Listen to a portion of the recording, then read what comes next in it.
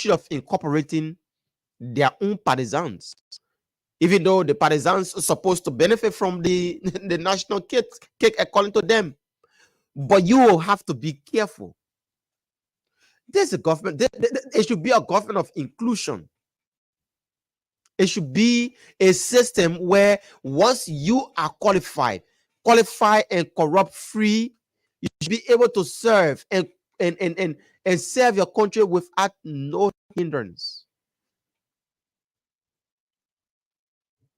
But you as a person, if you know that you are not qualified for certain position, or you one way or the other got caught up in a web of corruption while serving in governmental position, they should lay you off, no matter what it is.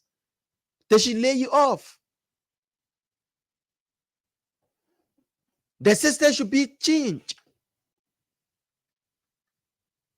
But now, our brothers that supported, most especially the youthful generation that supported the Unity Party, they are crying. Everybody wants job. Everybody wants to be on a payroll of government. And it just can't be like that. It just can't be like that in us. That the government met other employees there. The weird administration, when they were leaving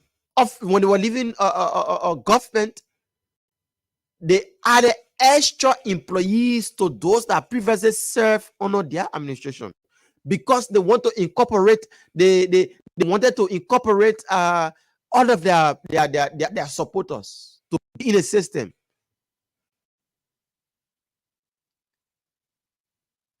Can you imagine? At some of the ministries, you will see 700 employees. You will see one position, 2 to 3 persons serving at same position. 2 to 3 persons serving that particular position. So to get rid of all of these employees, it will take time. Yeah, it's time consuming. It's time consuming. And not everybody will be on government payroll. Now, if we all Liberians would just say we all want to be part of the system, we want to be employed by government, forget it.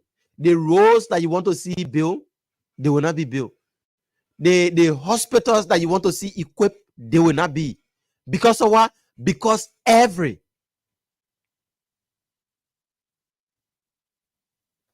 can be a part of the system, and the money that will be collected, the taxes that will be collected, will just be going to salary.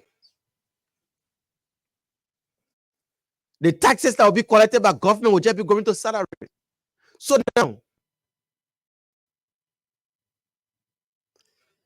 if you supported the Unity Party and you think that you have been left out of the national cake, it is not that easy. Remember, let's feel for our brothers and sisters that have been appointed by President Boakai. You will see one official, once they are appointed to governmental position, one person will receive more than 50 calls. More than 50 calls. Supporters of the political party.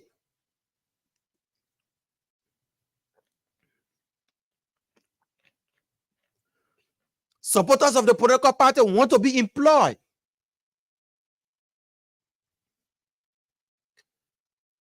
If you have the space, there is need that you incorporate people. And the flooded payrolls of various government ministries and agencies should be audited. You can say you will be employing people last year, December. Why would you be employing people December when you are already leaving government as an administration? But you wanted to incorporate your people, your citizens, your supporters. The CDC wanted to incorporate their supporters. That's why they flooded Vera payrolls in the country.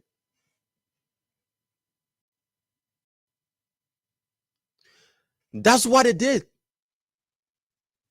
So now, with the Union Party taking over, with a high expectations from the supporters of the Union Party, now if they are not being adhered to by this administration, it becomes a problem. Now you see the disenchantment from supporters of the Union Party. Yes, of course. The disenchantment from supporters of the Union Party. Because their expectations were high. They thought that once President Bouakai takes over, it's going to be a bread and butter issue. They were all going to be employed. They forgetting to know that this is governance. And a government should be about inclusion. Not because it's about that Joe Bouakai there, they might tell you to put you to somewhere that you are not even fine to serve in. Then they should put you there because you say, oh, you support that Joe Bouakai. No. No. You can be the last support. I don't know how is it done in other countries, most especially the Western world. Is it that people can support a political party based on what they will benefit from said party or what? Is it done that way, or only Africa we see some of the things happening?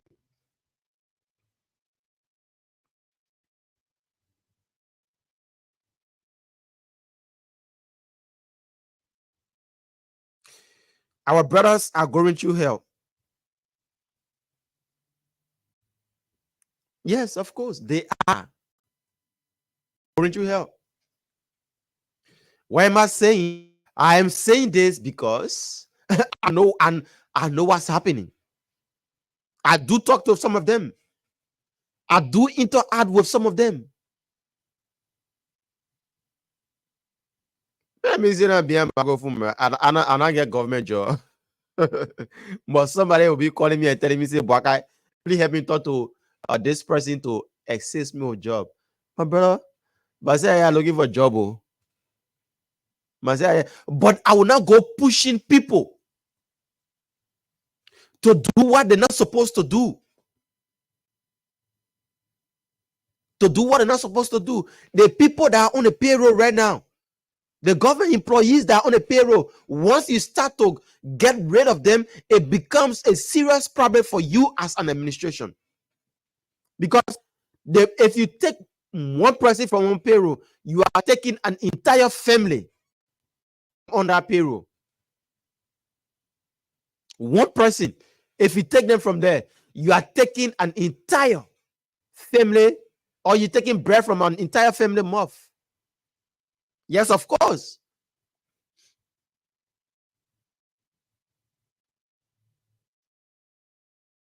I'm not saying the folks from in United Party shouldn't employ their supporters, but the supporters will have to be they have to be patient a bit. They will have to. With what we are seeing, it's not easy. It's not an easy task. Dime to the Ministry of Foreign Affairs, the Ministry of the Ministry of State. You have people there that are doing absolutely nothing, but they are on government payroll. They were in power. They were placed there by the past administration. They were placed there by the past administration. So if we Liberians, everybody just want to be about government job, You have to be in the private sector. I don't do government job before. I haven't done government job. And I think for me, being in the private sector is more relaxing than being part of government institution.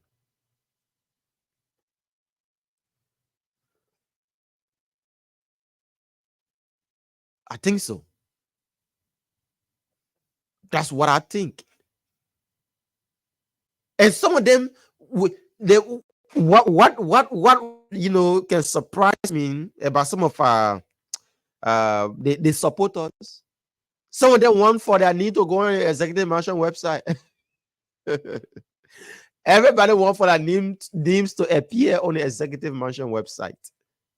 Let me tell you, my brother, if you are given an opportunity, if you, as a supporter, you are given an opportunity to serve in any capacity in government, you should be thankful. Other people are yearning for that position that you have been given to serve. Other people are yearning for it. And we, Liberians, this is about our country. If we just flood the payroll, there will be no development. Oh, car getting stuck in mud, or electricity, blah, blah, blah. If the payrolls are flooded, we will not get development. So now,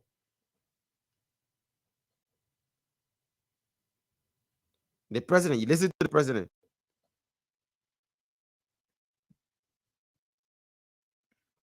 You listen to President Boakai. And it was clear.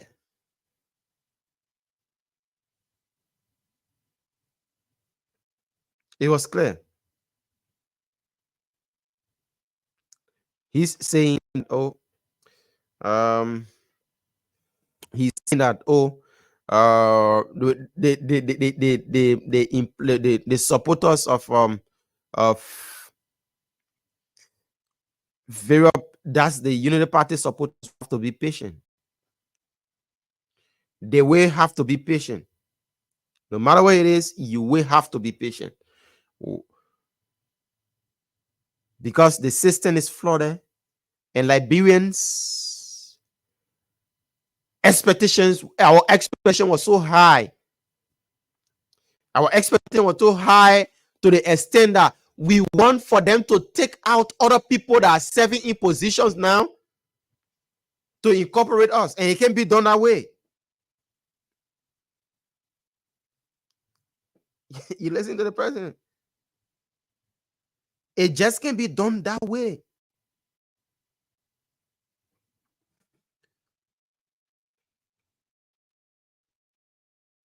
People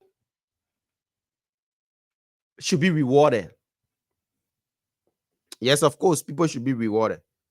I've been talking to some of the youth within the CDC, I mean, not the CDC, but the Unity Party, and they have started to express their frustration.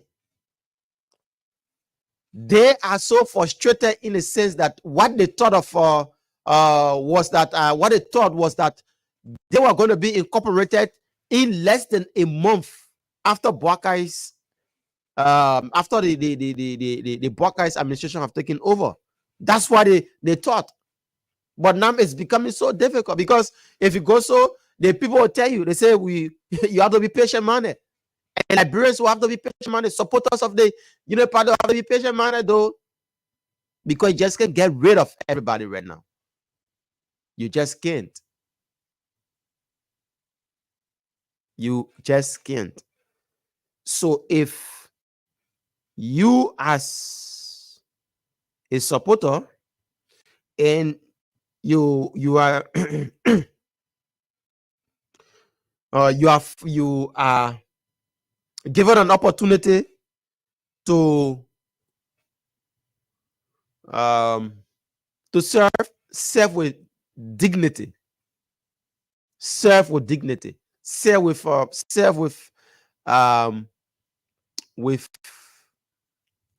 respect, serve with respect. It is difficult on this government, to be real. It is absolutely difficult because every sector of this country, every agency or ministries are flooded with employees.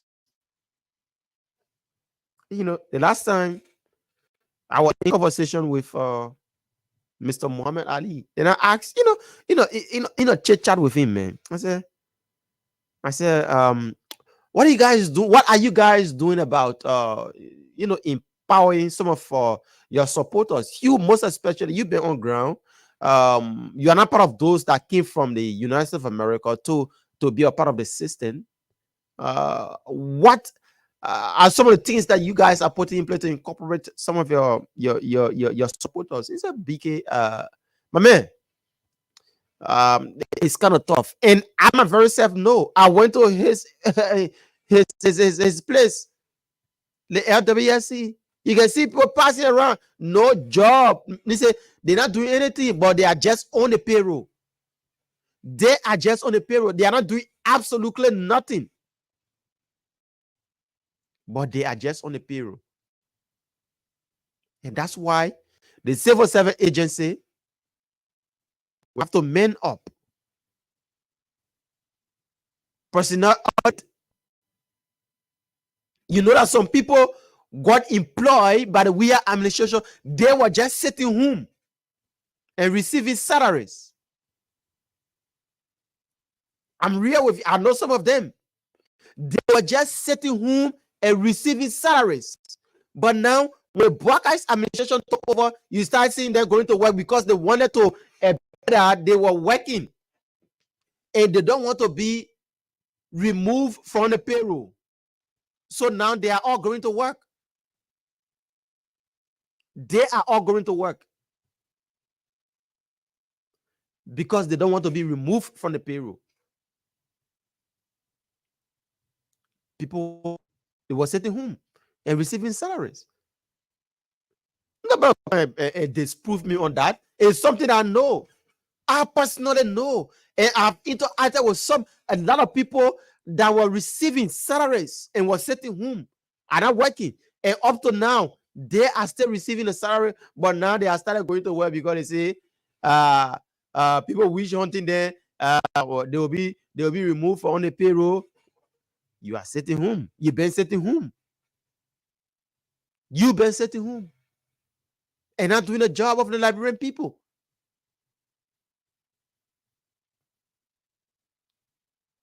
And not doing the job of the Liberian people. So we'll have to be, we as citizens, most especially supporters of various political parties. If one political party win an election today, you will be thinking that, oh, they are coming to incorporate everybody. It is difficult. It is difficult in a sense that the other people that are there right now, when you get rid of them, it becomes an issue again in this country. So you have to take your time in how you go about handling some of these things. You will have to. We thought it wise in sharing that that this morning on Punch Breakfast Show on Punch FM 106.7. The president is saying not everybody can be incorporated within government, so they will have to be patient. Citizens will have to be patient. Supporters of the Buakai's administration will have to be patient. That's what he said. That's what he said. Yeah, that's what he said. So let's move on to Sin X this morning. Yesterday, a statement was put out by the former chairman of the CDC, in person of Mobake Molu. He resigned his position from the CDC. Yeah, he resigned. Mobake Molu resigned his position from the CDC. He wrote a letter to the National Executive Committee of the Congress for Democratic Change. And we'll go through that this morning. He said June 17, the National Executive Committee, Congress for Democratic Change, Congotown, Monrovia, Liberia. Dear ladies and gentlemen, I'm ready to inform you that a cross-section of Liberian populace has chosen me as chairman, a lead advocate of the solidarity and trust for a new day. STEN. STEN is a diverse, non-political civil society and advocacy organization dedicated to the eradication of impunity in Liberia without allegiance to any political ideology or party.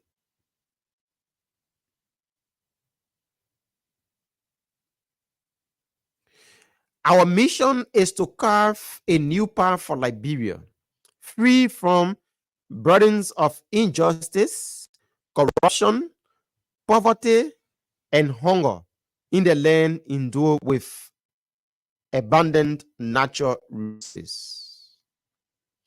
This opportunity requires that I devote my entire being to these noble causes, which I believe hold the promise for a bright future.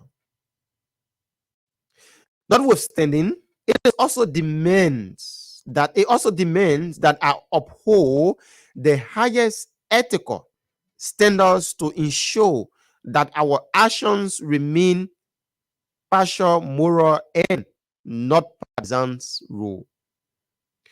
Towards this end, I hereby tender in my resignation from the Congress for Democratic Change, the CDC, with immediate effect. I wish to express my heartiest gratitude to the National Executive Committee and particularly to the esteemed members of the Congress for Democratic Change, the CDC, for their unwavering support over the years, while I diligently serve in various capacities, including national chairman. Finally, I extend an open invitation to my numerous supporters, well-wishers, and admirers, as well as large society, to join me in my civil society initiative as we work together to carve out a bright future for our common patrimony. Truly yours, Mobake Molu, former chair of the Coalition for Democratic Change. So now, that's it. Tamora Molu have officially resigned from the Coalition for Democratic Change, the CDC. That's his resignation letter.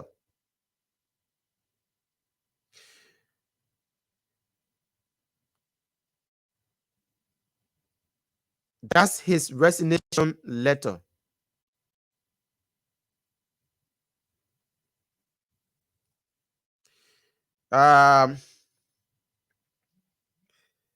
This letter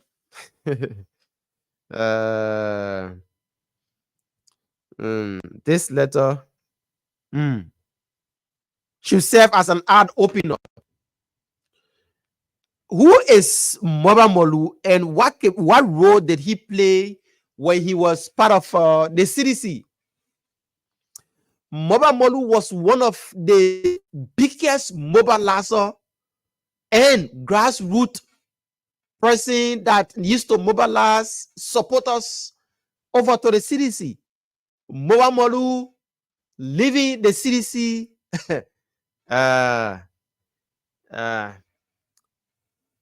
is another gap left within the CDC. Now, to just find somebody that will fill in that gap to serve as a grassroots or somebody that relate to the supporters of the CDC will become a problem. Jangako, you may say Jangako, send Jangako took over. How can Jangako is Jangako capable of mobilizing the way Mobile Molu used to do? The two mobilizers when it comes to the CDC, one is Mr. Jefferson Koji, and number two was Mr. Mobile Molu. Because they relate to the ordinary supporters of the CDC. The ordinary supporters of the CDC see themselves in those guys. So now, filling in the gap within the CDC right now will become another problem. The MPP walk away. Mr. Mobile Molu is out. The LPDP is contemplating in withdrawing again their support. Mr. Eric Mervyn Snow and other people, they are left already. They are left already.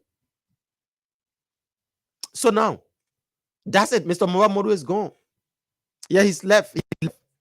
He says he's no longer. And he's not going, he not just going alone. He's calling on supporters of him to join him in a struggle, to join him as they get into civil society. As they get into civil society.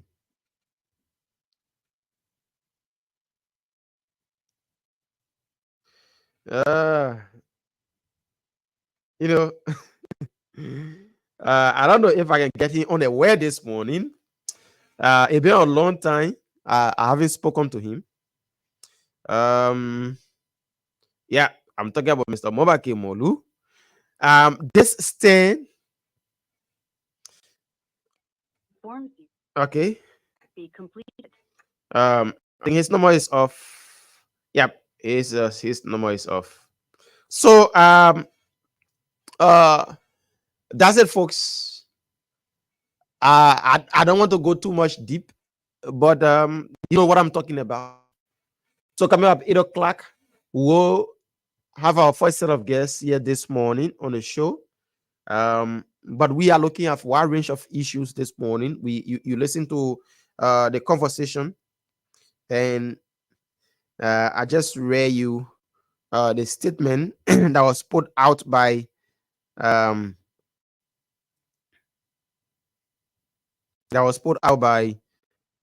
Mobake Molu.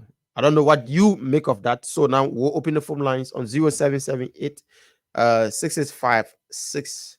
That's 0778 665 699, 0778 665 699, or 0880 644 0880 644 are the lines that you can call this morning and be a part of the conversation with us on the Punch Breakfast Show. So once again, 0778 665 699 or 0880 561 644. Let's take somebody. Okay, let's take this person here quickly. Good morning. Good morning, Boaga. Yes, sir. Your name is joining us from? Thank you. And let me say good morning to the many listeners following the broadcast. My name is William Covey, and I joined this conversation today, headed by a dictator and criminal Small Modoba. Thank you so much for the discussion. You see, this is why some of us will always write our approach and give them the courage that let us keep the courage alive. Now the government are just taking place or taking over. And now we were here, we cry over the city here that this government destroy this country. In terms of employment, whatever thing, the government now have to take time to clean up some of the mess in terms of employment, that the past government created before you can see people will start looking down on partisan or looking at partisan. But now, my disappointment is that some government officials now, you know, not every day now you call them, they will not let you respond to their call and whatever thing. Now you can pick or give people the courage, encourage them, tell them that, hey, gentlemen, we are working on this to happen. Right? Give them the hope, give them the courage. But if they call you and you cannot answer, and then somebody will feel that it is deliberate, then you're doing it, you have the means of helping, or you have the means of providing the opportunity, but you are not. Yes. That's what we call individual differences. You may have the time, the luxury of time to answer calls, but other people, man, you play somebody that just that are on the radio here now, man. You give me opposition here, man.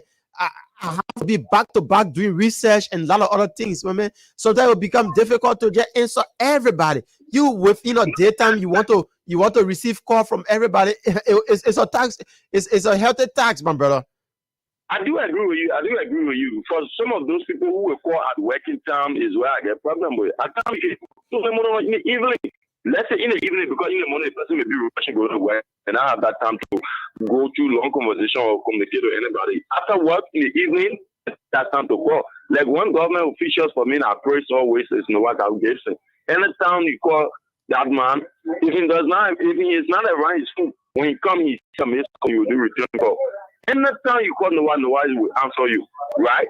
And he always give people the hope. That's why it's not that now, but he always give you the hope and the courage, right?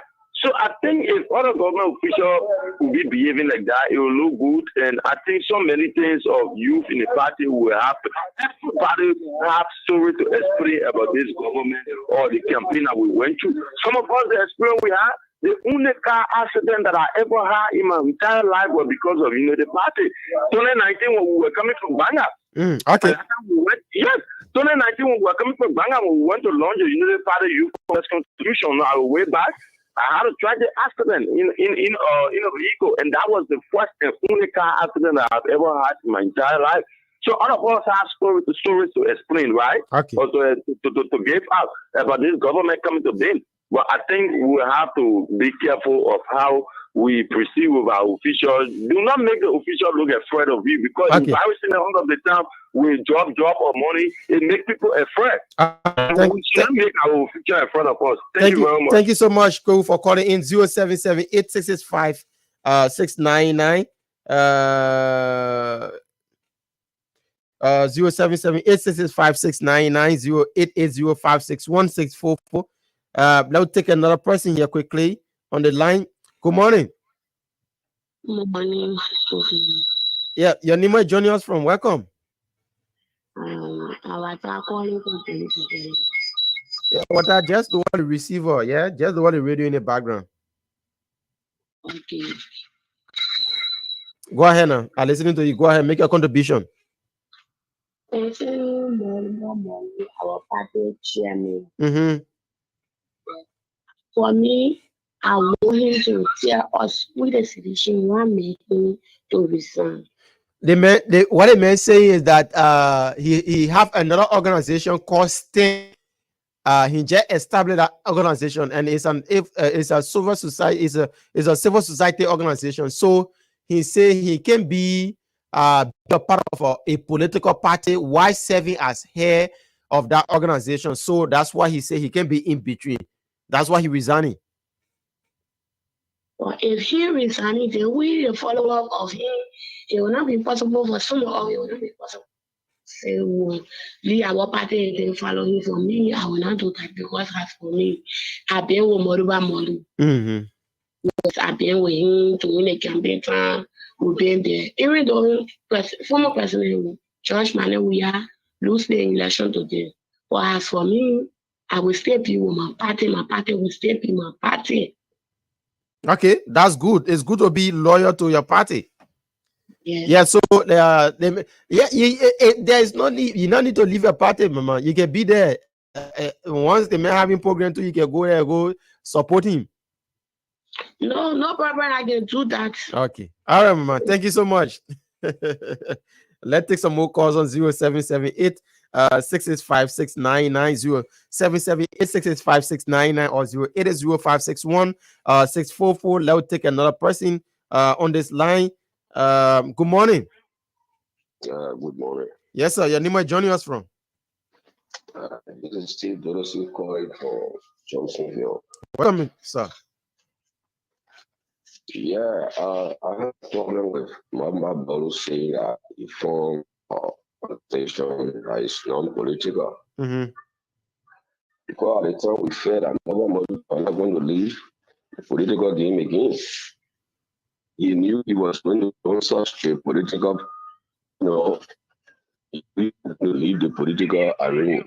And then he was the same man at a time when we were being marginalized and some of us people destroy our cars and what have you during CDC days. I was one of those I used to call on the phone that my vehicle was damaged during the first election, August 19, 2017. Oh, I don't know. You just left that line, but let's cross over to the line and take Max Mixer from England. Max, good morning. Welcome to the show. You are live with us this morning. Thank you, my brother. Good morning to you and good morning to Liberia, all of the wonderful listeners of Punch Morning Drive. I just want to make a little contribution this morning. Thank you so much for the show. First, about the statement that the president made relative to jobs and things.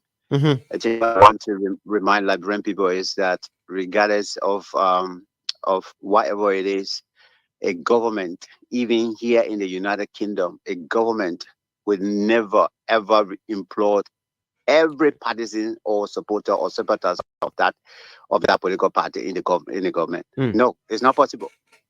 Even in the United States, it's not possible. There are people who will put millions of dollars in the campaign. As right now, the U.S. is getting prepared. Millions of donations are coming from different places, going to Donald Trump, going to Joe Biden. After elections, it is not a kind of a mandatory position that the president have to reward you with. Let us be patriotic. All we want to tell people is that, look, be loyal to your country. I mean, political franchises are always based on, the love for your country and showing that you don't want to just sit there without doing anything in the political process, but rather you want to contribute as well. This thing about crying out for jobs every time a political party comes to power, I think we got to get away with it. It's not fair. Imagine right now, the Unity Party-led government is trying to maintain even seditions that they made there because majority of them are capable of doing the job. Yeah. So you want this party to or this government to go and remove those people, even though they qualify, and then put you there. It's not fair.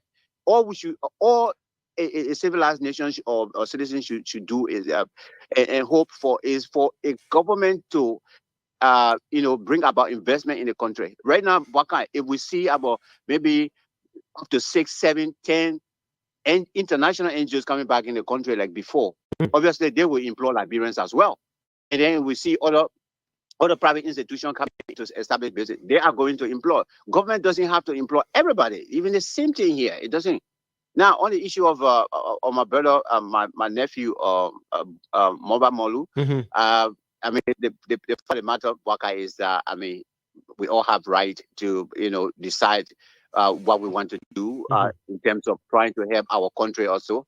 If this is the way he wants to end up, it's a very good venture because for, me who also have stayed very, very long in the era of civil society, advocacy, I think I will welcome anybody that will want to come in sincerely to help us to speak against ills in society. So for me, I want to welcome him on board. I just hope that we can all work together. Even for some of us like me who started the calling for the revisitation of all material death cases, I hope the organization will join me to continue to remind this government that there's a need to revisit most of or all of those material death cases so that at least we can have closure, Buakai. I want to say thank you so much, good morning, for the show. Thank you so much, Max, there in London, joining us through WhatsApp this morning. 0778 665 699. Once again, 0778 665 699 or 0880561644. 0880561644 are the lines that you can call this morning, and you will be live with us on the conversation. We are talking about, a lot of people expectations are high. The expectations of Liberians were so high, most especially those that supported the regimes, those that supported the Boakai's administration. Their expectations were high on being employed by the Boakai's administration. So now, if their expectations ain't being met by this government, they are beginning to express their frustration. They are becoming to say that, we wasted our time, we wasted our energies, we wasted our resources to support this government, and we are not benefiting. And let's not forget that not everybody can be incorporated in the system. Absolutely, not everybody can be incorporated, because if you just try as a government to incorporate everybody, you will see the downfall of a broken economy. You will see a broken economy. You will see a flooded payroll. You will see, people that ain't qualified for positions. They will be placed a position that they are not qualified for. Yes, of course. So now it is left with you. If you have a hope, if they are giving you hope, please bear patient, fellow Liberians. We will have to, no matter what it is, we will have to. So we are still taking a few more calls on the line. Coming up, 0778 665 699 or 0880 644 0778 665 699 or 0880 644. One of the biggest mobilizer and recruitment manager of the CDC, in person of Mr. Mobake Molu, just resigned his position as member of the Coalition for Democratic Change. Yeah, he said he attended his resignation from the party, and he's no longer a member of the political party. He was focused on his organization that he established called STAND, because he want to be in civil society. He said he want to be in civil society. So we stay anticipating your calls. Keep them coming in on 0778 665 699.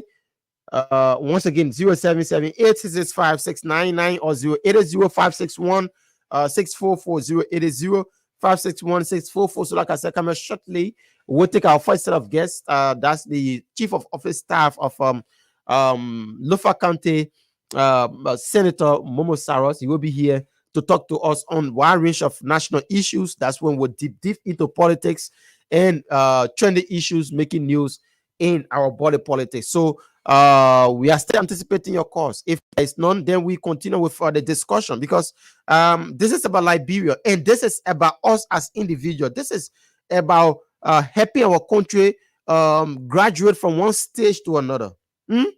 And I have been following some people lately.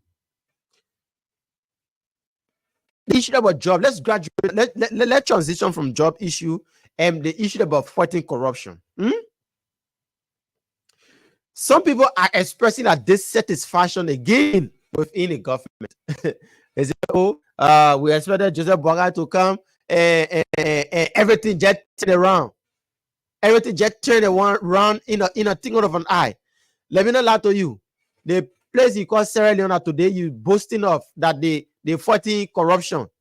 It took them close to 3 years to start prosecuting officials that stole government money. Let me take the caller here. Good morning. Sorry. Let me put you through the line. Good morning. Good morning. Oh, yeah, miss up on our call. Hope you call back 0778 665 699. So let me say, as I was saying, rather, they issued about fighting corruption. It's not just done overnight. No. Fighting corruption is not just done overnight. You will have to get your facts together. You will have to get your records together, put everything in tight before you can start indicting people.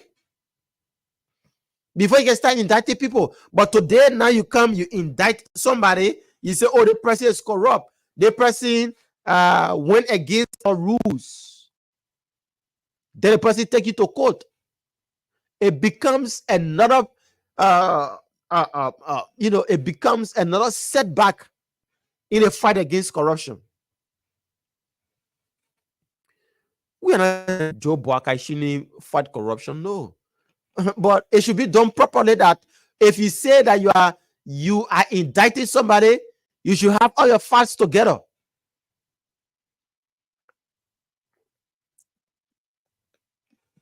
You should have all your facts together, all your notes, everything that you think that when you indict somebody, you will win a case.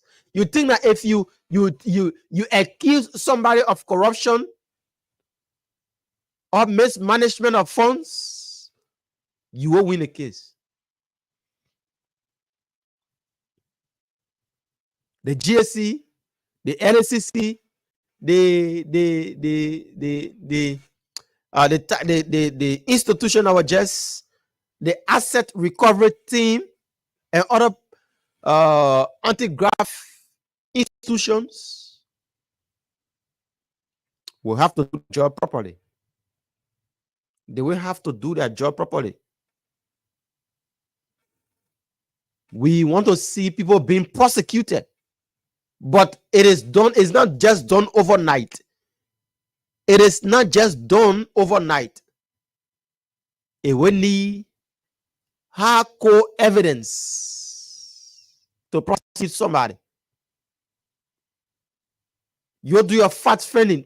The whistleblowers should be waiting to give out of what they have within their possessions. But you not just come and indict somebody and later you go to court, then the person go win you in that court. Then the person take you to court to pay for damage on their character. It becomes another setback for the government. It becomes another burden for the government.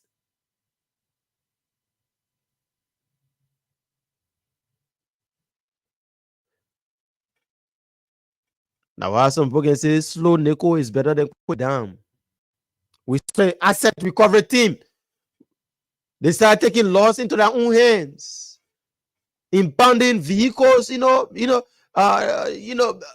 Going to the Finabono, gracious right or Gloria right, one or eight. Later on, they were taken to court. So it is about a system, not just about you indicting somebody without proper documentation.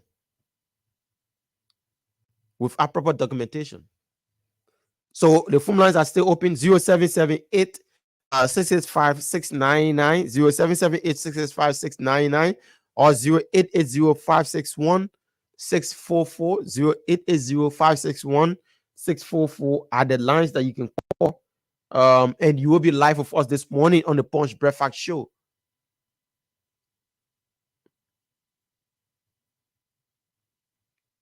People,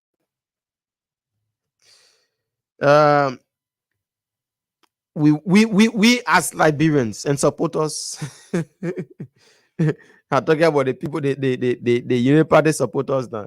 Yeah, please lower your expectation. Yeah, lower A. Yeah. The expectations are high, but I mind the other men that are feeling damaging the system. They feel damaging the system, so they want to have you guys now to go against your own institutions, your own government that you put in place. They tell you Joe Bugger will not succeed. If you sit there as a citizen and say and pray that the Boakai's administration will succeed, you as a citizen, your nation is not succeeding.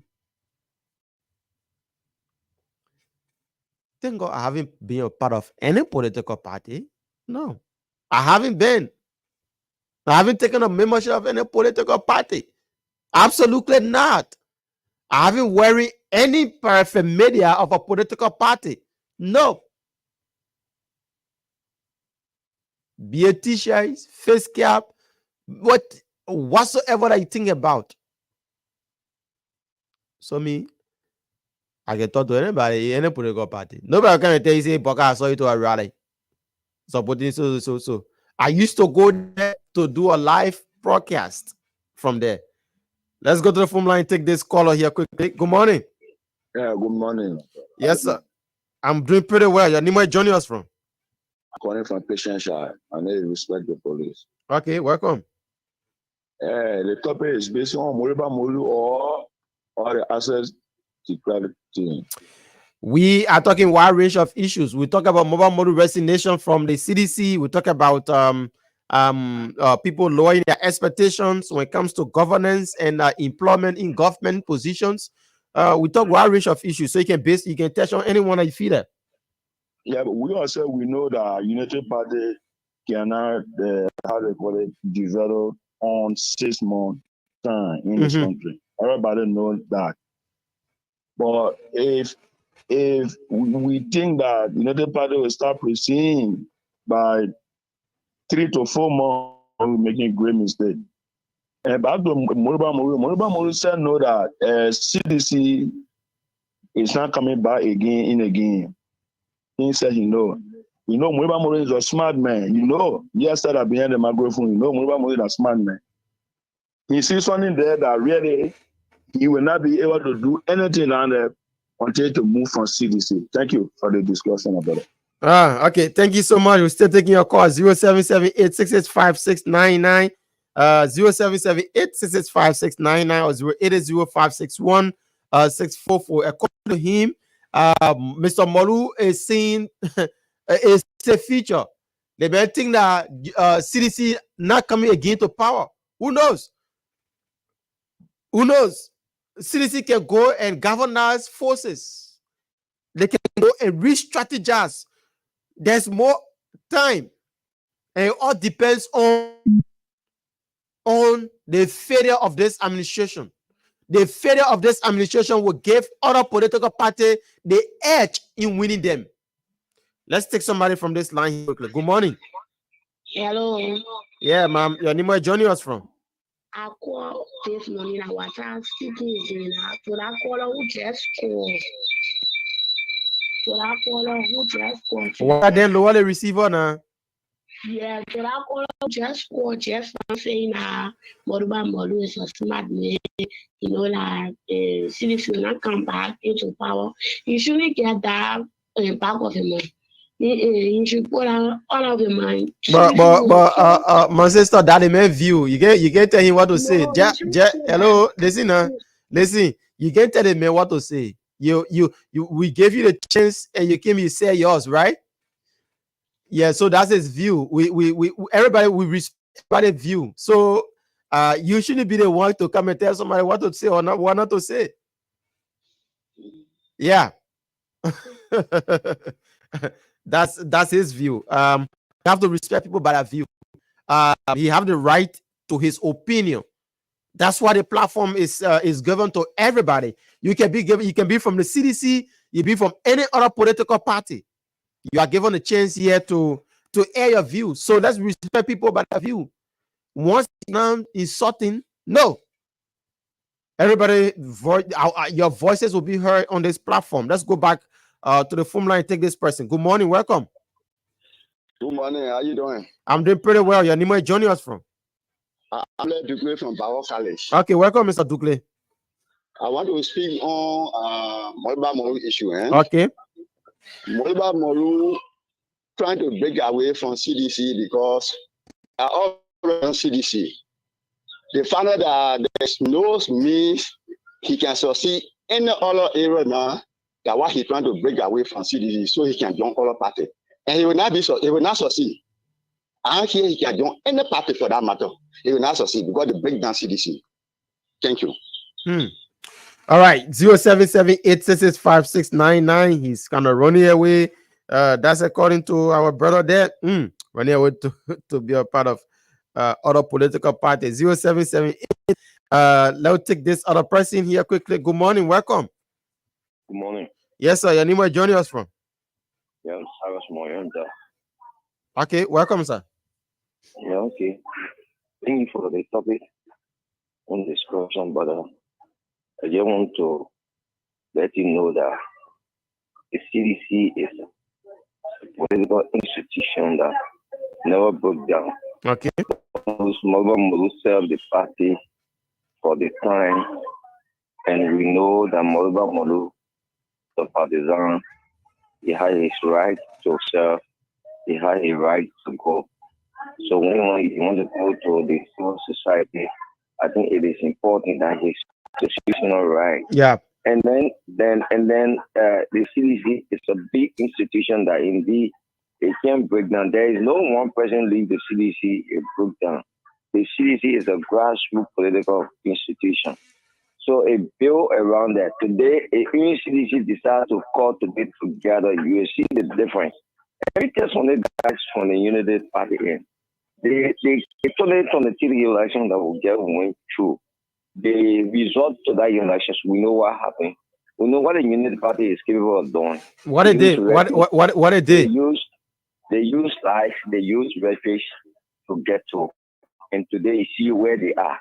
They are crawling, continue to crawl. And they will crawl continually. It is not what happened in 2005 with Manasali. Manasali, when the civil war, the international community saw it necessary to come and you are around. This time is on your own.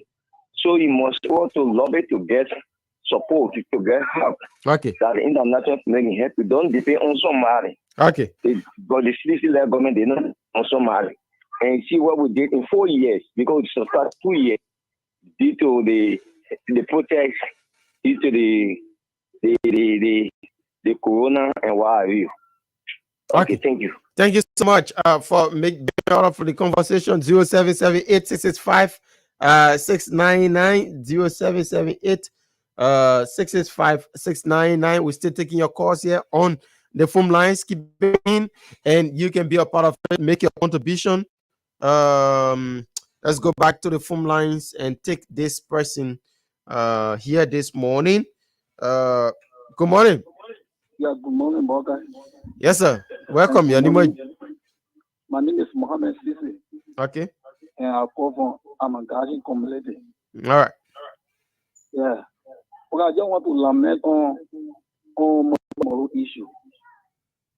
If no one leaves the CDC will not break down, because the CDC is a political institution. Now one person needs the CDC, but there is a certain tree in the forest that can be important to the forest. That when that tree is down, the forester will feed it. So Mobile Moru is a key man in the CDC. But he leaving the CDC, but for now is a blow to the CDC. And recently we look at MPP working away from the CDC. MPP gone. So there is two political parties that is there now.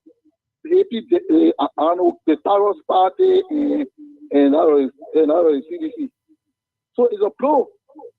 They're supposed to go into the house and then try to govern us new ideas.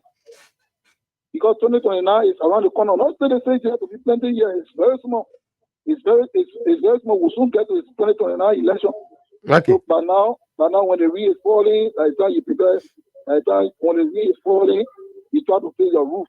And when the sun is shining at me, you try to prepare a roof. Okay. When the rain is falling, you're not get to go up and prepare the roof. All right. Thank you so much. Let's take 3 more calls. Then we bring in our first set of guests this morning on the show. Let's take this person. Good morning. Good morning. Hello? Yeah, good morning. Welcome. Anywhere joining us from? Yeah, Yeah, can you?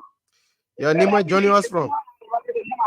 I'm Joseph KK Moses, joining you from Congo here in the town. Okay, welcome, bro, sir. Yeah, but the issue of the people discussing the CDC will not come or will not be from the permanent degree. One thing that people need to understand is that Liberia's elections, the electorate, their mind is not developed to understand that this party did this or not. We saw with the lack of Unity Party. After 12 years, people chanted against the Unity Party for 2017. People thought like Unity Party wouldn't come out of power. And then now today, they seem as the CDC. And then the journey of going to the next will have probably 5 years to go to elections. So you cannot sit back and relax and say CDC will not go permanent thing. Because one Liberia elections is like a two-horse race, wherein at the end of the day you will see the CDC and the Unity Party. And politicians in the country, they are not reliable to say they are 100% trusted. At the end of the day, you see every one of them rotting. Okay. Thank you so much for calling in. Let's take 2 more calls, then we bring ourselves first our guest 0778665699. Yeah, 0778665699 is the number that you can call, and you will be live with us this morning on the Punch Breakfast Show. Yeah, we take this person here quickly. Good morning. Good morning. Yes, sir. Welcome. Your name, where joining us from?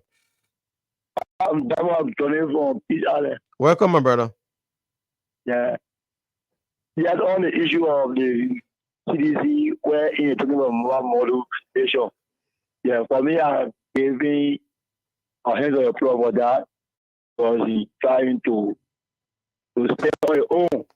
But for CDC, I trust everybody that this come back strong now, and we're going to be the next party that will do that again. Thank you. Okay, thanks so much. They'll come back stronger. They will be the next party that will rule Liberia. All depends on the job that the Buakai's administration will do. If they do work in the interest of Liberians, it becomes another extra tax in winning the Buakai's administration. So I don't know how will things be done, but it will be a healthy tax. We take our last call on 0778-665-699. Once again, 0778-665-699 or 0561 644. And you this morning, people, some folks, they just don't like to hear any negative thing about their political party, be it the CDC, be it the Unity Party, like that. That's what I normally says here. I say everybody supporting their own party, everybody supporting their own individual, everybody supporting their own criminal. You see the Unity Party defending their own people. Yeah, even they have corrupted the system. You will see the Unity Partisans defending their people there. Even the CDC supporters, you will see them once you talk about we are the Koji, the other people, you will see them. You will see them defending and supporting their officials. See them defending and supporting their officials.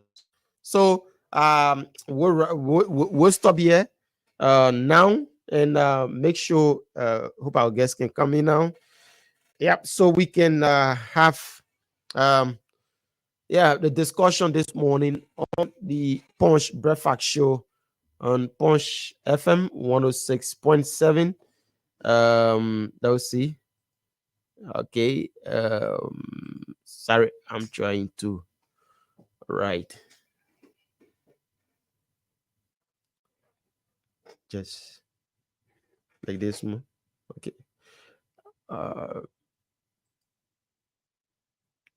Okay, sorry folks, we trying.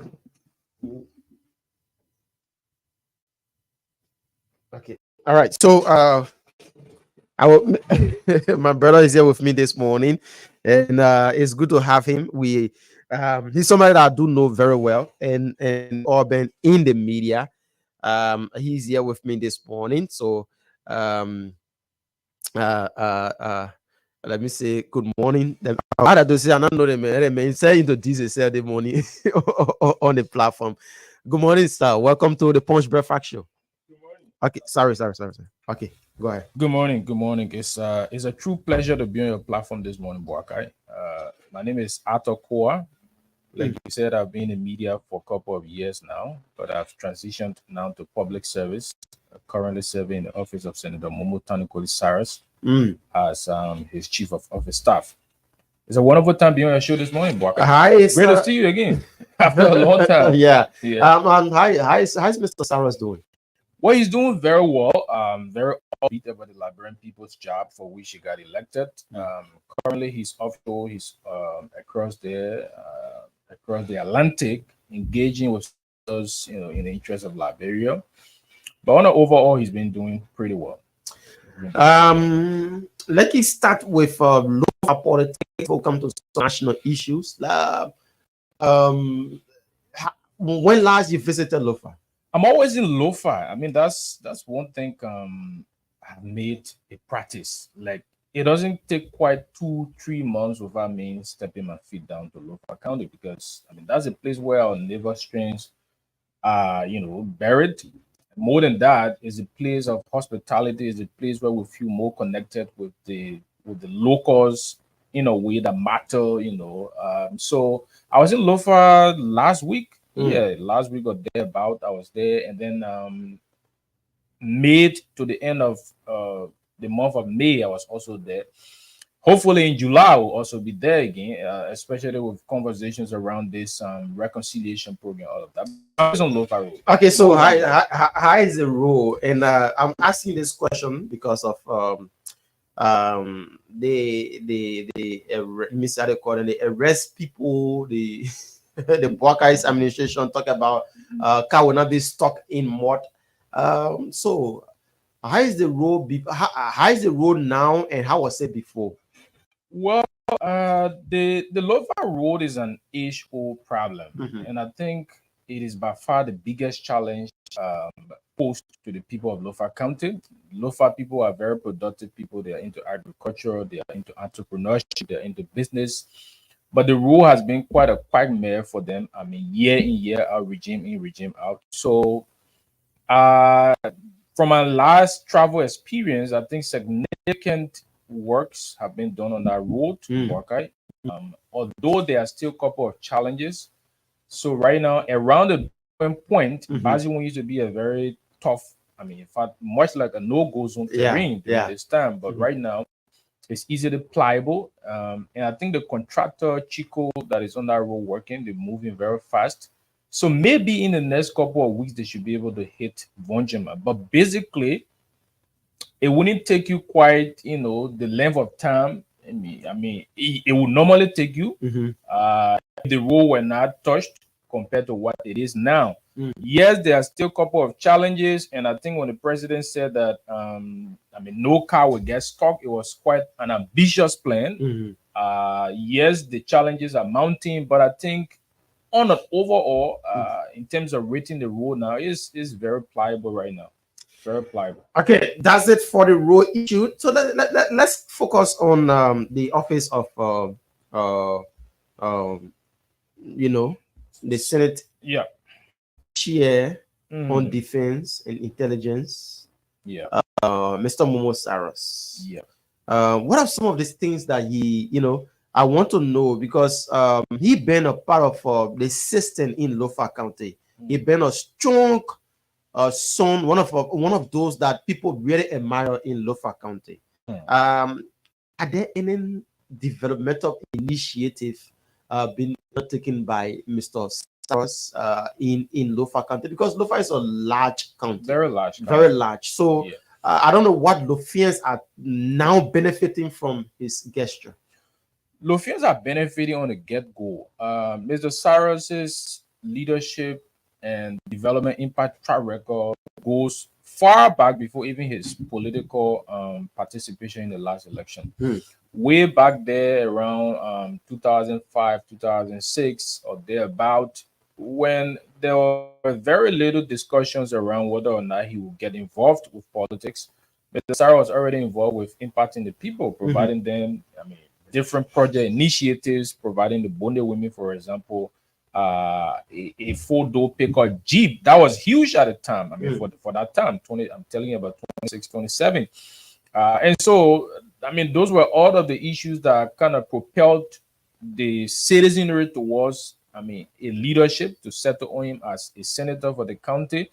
And so in year one, we haven't even gone quite 6 months yet. Mr. Sarah started off with different projects across the entire county. There's no district that has not been impacted by Mr. Cyrus's, Senator Cyrus's development initiatives. As soon as you cross the bridge to Salaye district, we got projects across in Salaye, specifically for those of our people who are familiar with the towns. We got project right now going in Yapua. There's one going in Tiliman. And then when you come in the Zozo belt, we got project in Konya. I think you've been passing through there. You should be familiar with the town of Konya. We're doing a market project there in Konya right now. I was there, the last time I visited. The project is fast progressing. Then in Kwadubone, there's a town called Bongwadu. We got a project going on there, trying to see how we can build a modern, sanitation facility for the central mosque there, because that was a project that the community decided. In Fangoda, the people said they wanted a town hall, not a town hall, but a house project. In Kamataun Hasala, the fencing of the clinic there is about to start soon. So too many of them are moving around in the county since he took over. More than that, he's also making development, intangible development interventions that are not infrastructure development. For example, in education, he's providing scholarship to young people in different universities around. So basically, since he took over, he actually hit the ground running with different initiatives. Yeah, how is it financing all of these projects? Because it's difficult that everything just came from the little token that is coming from government. Yeah, it is. So in the history of our county, Mr. Cyrus has is striving in the world to reach leadership bar so high at an appreciable level where it will be a yardstick for future electors to determine, before giving somebody the leadership. He waived his entire 1 year salary, his entire annual salary towards the development interventions, right? And then, there are proceeds coming in from other press initiatives. He's somebody who came from the corporate world. Yeah. So he's some entrepreneurial ventures that are still providing some kind of proceed to him from there. So he's kind of tapping from all of these different, sources of income to be able to ensure that our people can feel the pinch of development in that part of the country. You can do all of these things, but once you are not loved by the people, it becomes a serious issue. How is the relationship like with him and the citizenry of Lofa County? Mr. Cyrus is very loved. Mr. Cyrus has broken the record to be the senator to have won with the highest number of votes. But what made it even more interesting is that he did so while running as an independent candidate. All right. The past election was a very tense election between the two main political parties, the CDC and the Unity Party. And so the two parties were fronting their best candidates forward. Putting resources at the disposal of those candidates, using whatever was available to them to ensure that they won the election. They were very serious about the election. Lofa was like, it was a competition between whether the current president will remain the face of the county as a godfather of the county, or whether the CDC in its venture to kind of win over the county was going to prove it during the last election. So in the midst of that huge competition, to have come as an independent candidate without being saddled with any of the two political parties, to win with 37,421 votes was a very hard number. The last candidate won with 21,000 plus, Senator Jala. That was a ceiling then, but Senator Cyrus broke it this last election when he obtained 37,421. And he did so without trucking a single individual in the main allegations around that other candidates were involved with mass voter trucking. Senator Cyrus wanted to see that, the mandate of the people will come from on the ground so that it could be a genuine reflection of their will to have him as a leader. So in terms of love, yes, they love him very well. And I am more than optimistic that based on the way he's proceeding with his leadership since he took over, he's not going to lose the favor of the people. Okay. Ator is here with us this morning, give you some update about the happenings, the current projects that have been undertaken by the senator of Lofa County in person of Momo Cyrus. You listen to him outline them. But let's now move to some national issues. If Mr. Cyrus is in support of the establishment of the War Economic Crimes Code, he signed it. He signed on to it after a series of consultation with his constituency. Because one thing he has made a key part of his leadership. When he took over, he said, my leadership style would be an inclusive leadership style, where we sit around the table and determine the way forward of the county. So when that debate sprung up, into the national theaters, he went back to the county, had conversation, had town hall meetings, engaged the local radio stations to kind of hear what the ordinary citizens of Lofa wanted. And thankfully, the overwhelming call was that he signed up to the War and Economic Crimes Code, which he did. I mean, he signed it with no reservation. He supports it and will go any length to ensure that the War and Economic Crimes Code is established so that people can account, for their actions during the course of our civil madness that had a serious toll on infrastructural development as well as on the very fabric of our society as a country. So he supports it 100%. Yeah, so Lofa is politically divided. We have the group from the CDC, who have supporters from the CDC and huge from the United Party. How did he manage in breaking the tie between those two political parties and becoming a senator? Because the huge ties, political party coming over with candidate and the United Party itself that have been overwhelmingly winning Lofa County terms without numbers. Being successful, I don't know what strategies was used in getting to where he is today. So he ran the mantra of one Lofa. Okay, so up to now he still embodied that mantra. We got billboards printed across the county, kind of sending that message across. So one Lofa movement. In fact, the movement upon which he got elected was called the One Lofa movement for Cyrus. So the One Lofa movement basically is one that transcends political parties. I mean, we go beyond the different ideological lines to kind of settle down on a middle point where, the different interests converge. Because CDC, yes, as a political party, might ideologically differ with the party, but there's that one melting point where the collective good of society can be amplified. That's where Mr. Cyrus comes in. So he was kind of able to appeal to supporters of both sides. So we have people from the United Party, strong supporters from the United Party who were supporting us, as well as people from the CDC, because he felt like, look, Lofa should be bigger than any political party. The interests of Lofa County, and by and large, the interests of Liberia should be the defining question of who becomes a leader, and not whether the president is from CDC or whether the president is from United Party. So that message took center stage, and it in a way appealed to the voters, to the electorate, that drew him, very strong support of United Party. I told you, who differ with the party's candidate and said we will go with Senator Cyrus. There were people from the CDC side who said, look, we will. So that way of campaigning, and up to now, he still strongly believes in that. He still strongly advocates that that Lofa should be our denominator, no matter which political party you belong to, because the county was kind of very severely divided over the last election, and I'm sure that division was also felt in several parts of the country. So he championed Lofa as a county as that one rallying point, all right, where everybody, regardless of the political persuasion you belong to, can see something as that you can be truly proud of, that can be something that can be one common point that connects all of us.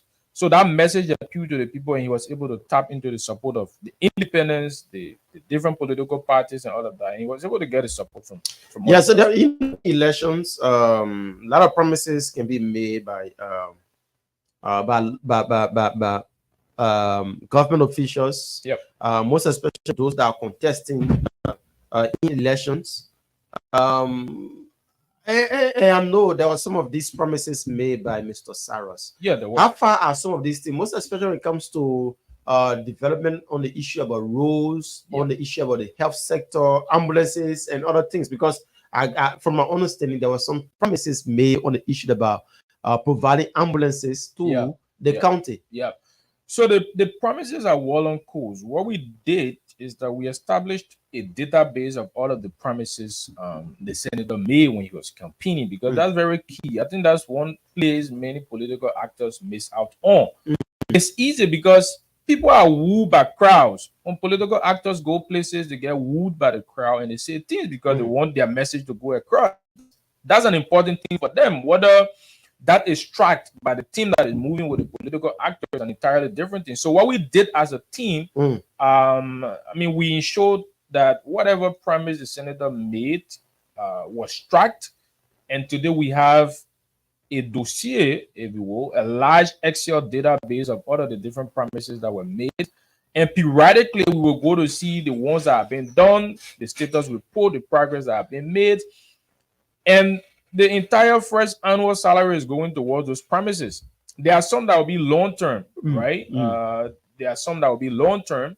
There are some that will be short-term. Even with the road, so recently, the president's own ambition and the president's own vision about the road quite coincided with the senator's ambition. So it made it easy for him to advocate. Using his oversight, ensured that he had a public works minister feet on the fire. There were concerns that the delay of the company starting the road, the road work on the Lofa Road, he had to ensure that he utilized his oversight responsibility to reach out to the public works minister to ensure that the road works were started. So some of those things will be long term, some of them will be short term, but I can assure you, as a person of his word, he will ensure that every single thing he said during the course of the campaign is fulfilled. Okay, so folks, we are listening to the Punch Breakfast Show on Punch 106.7, coming to you live from Painesville. We are in conversation with Arthur Kawa. He's the chief of office staff of the Lofa County Senator Momo Saros, and Momo Saros is the committee chair on defense, intelligence, and security on veteran affairs. So we are in conversation with him this morning, and during the protest done by the AFL's widows, the AFL women, he was one of those that played key role in mitigating the crisis that was coming forth towards the government. So I did follow him closely on that. So I don't know the relationship between him and some paramilitary officials in our country. I don't know how cordial is that. It's cordial because as a chairperson on the Committee on Defense, Security, Intelligence, and Veteran Affairs, you have got to cross across and have a very great relationship with the different security actors in the country. Like you mentioned, that protestation by the Military Wives Association has serious security implications that needed to be dealt with swiftly. And then, as a new senator just coming in, he had a kind of crucial national task to deal with. He leveraged his relationship. He also worked in the security sector for years, by the way, with the NSA.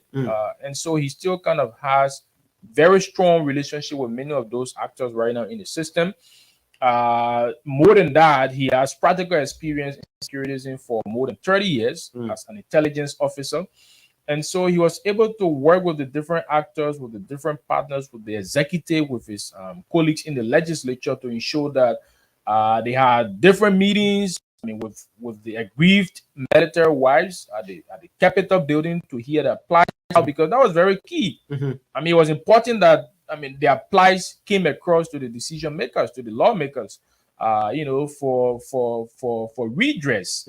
And so those kind of meetings were held, and then we also had joint meetings with the military officials themselves, and there was very revealing information coming up.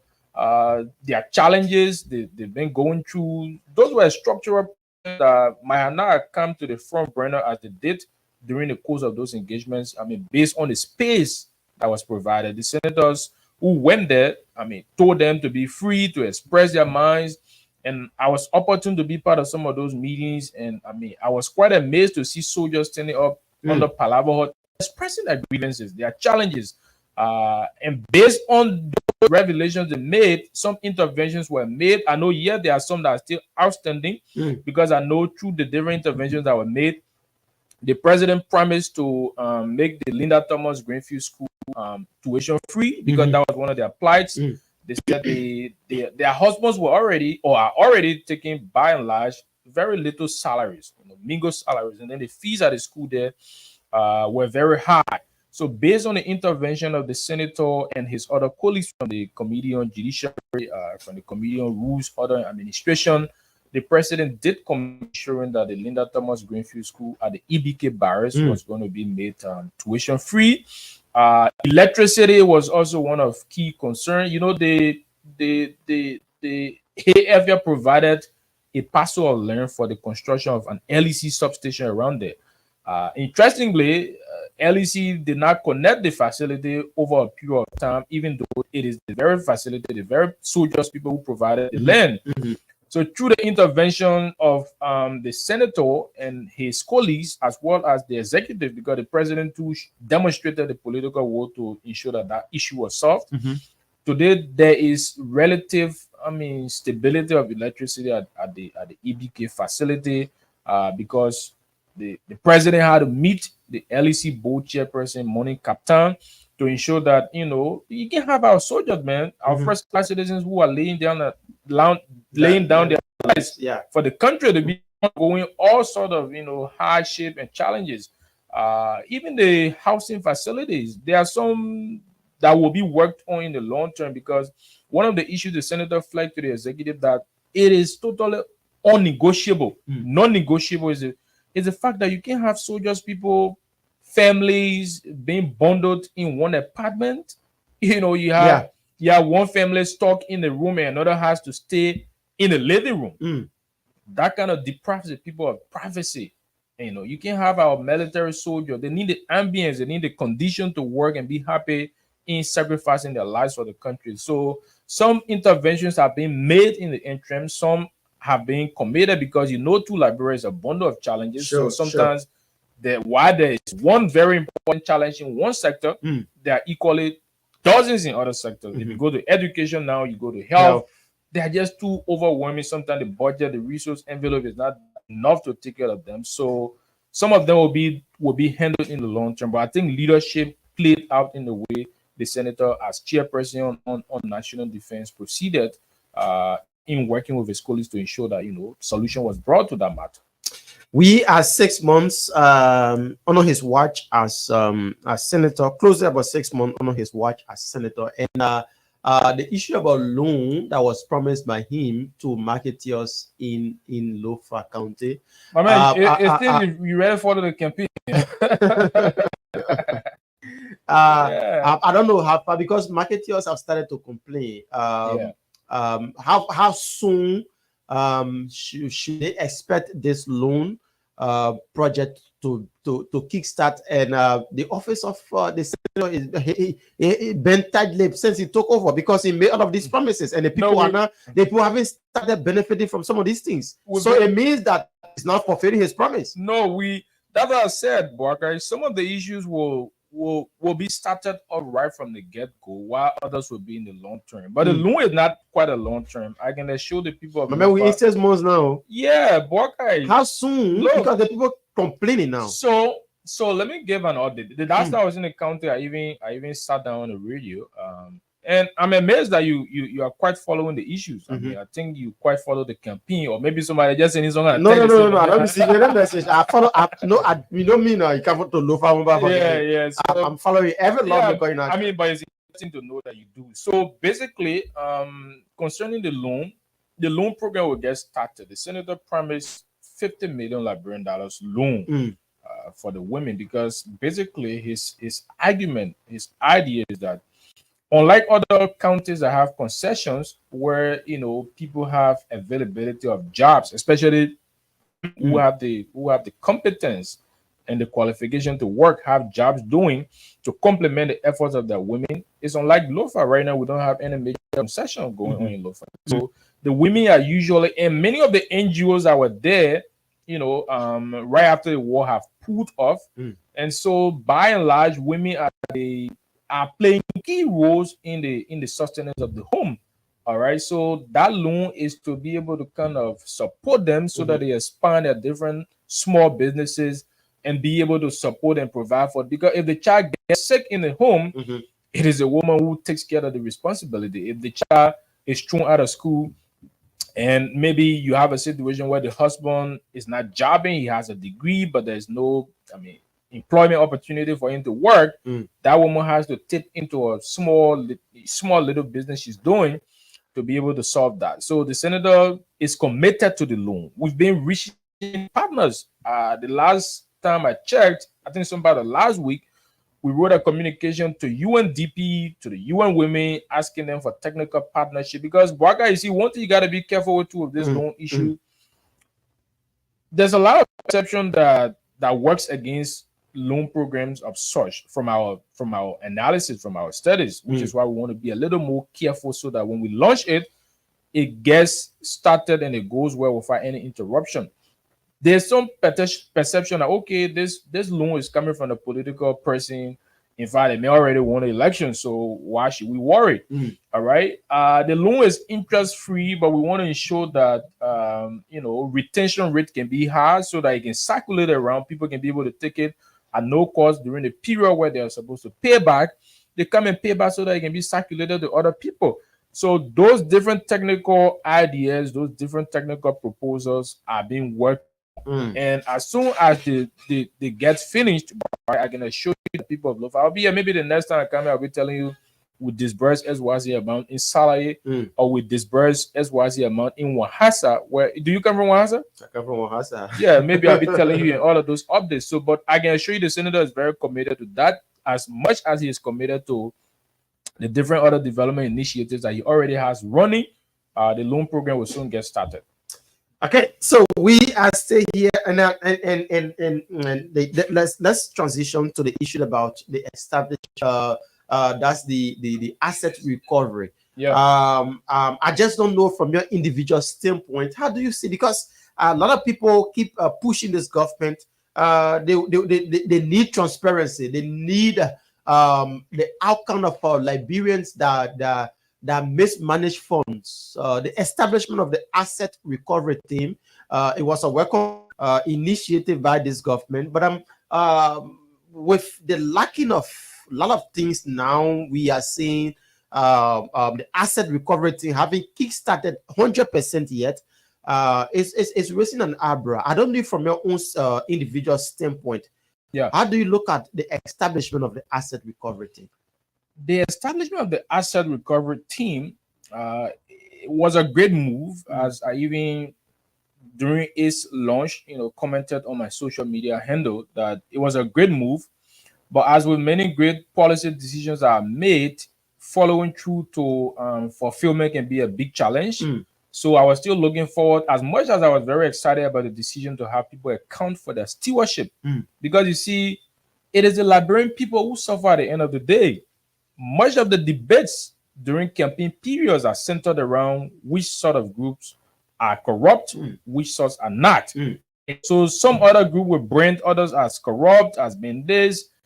And there are allegations all around. The ordinary man moving in the street is so frustrated. So to have had the president coming up with such action to say, okay, let's have people account for that stewardship, for the management of the state resources. It was a good one. But I think months into the leadership of the asset recovery thing, I think frustrations are now downing based on the way, as to the best of my knowledge, I'm not sure a pin. A needle pin has been recovered.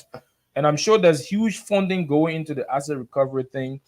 I don't know what is responsible for that, but the first couple of moves that were made, the physical arrest of vehicles belonging to people suspected of looting state coffers without even getting warrants for the court, and then the court had to come by and slap the asset recovery back in their faces, kind of damping their morale, and it kind of had the very strength they should have moved with in ensuring government assets were recovered. But I think there's much to be done.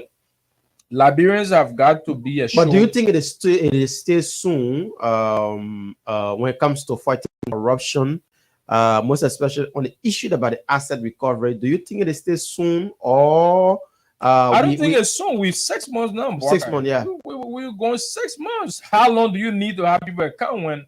In fact, that was one of the key promises of but it need proper planning too, because it does, because you can go and indict somebody and you don't have facts on your records that this is what I'm coming with to the justice system. Because if you indict me, for instance, you come and say, but I stole this amount with concrete evidence, it becomes a burden on you as an administration. Boakai, if the government is committed to having people account for their stewardship and their management resources, they will do it. There are technical expertise out there that the government can source. All right, asset recovery thing is not a new idea. It has been implemented in other countries and succeeded very big time.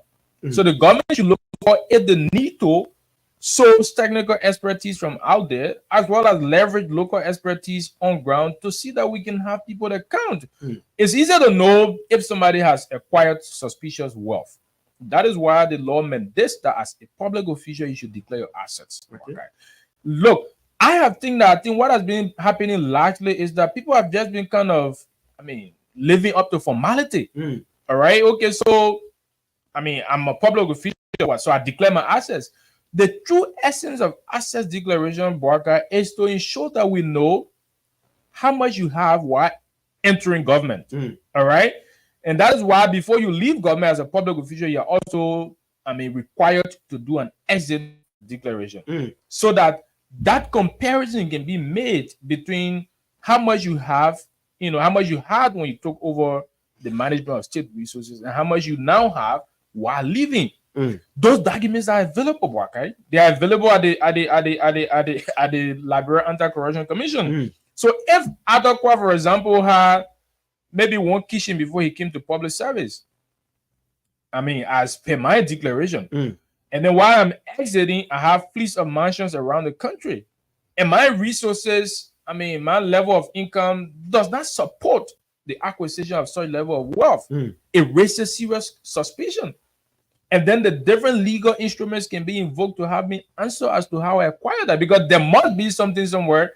As a president who have been presiding over, procurement, over contracts, awards, and all of that, something must have been able to be responsible for how I acquired so much wealth over that period of time. There are people in different sectors today, Boakai, you see information about the properties they have acquired. You get scared. Without even breaking a sweat, they got mansions, they got fleet of mansions all across the country. They are there. If you ask the public to help you, for example, with identification of properties, right?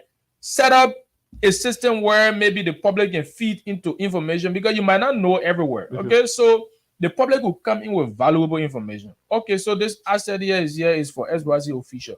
All right, you can track them, you can get valuable information on them, and then you use the law, because at the end of the day, we're a country of law. No matter what suspicion you have about somebody, you're not just going to go arbitrarily arresting or seizing their material as was started off by the asset recovery. And I think the leader of the asset recovery is a lawyer, I don't think you should have even fallen at that elementary, approach of dealing with the matter.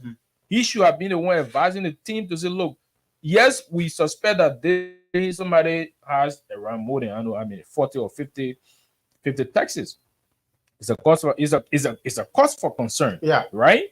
But not being registered and a lot of other things. So you gotta now use the code, because it is a code.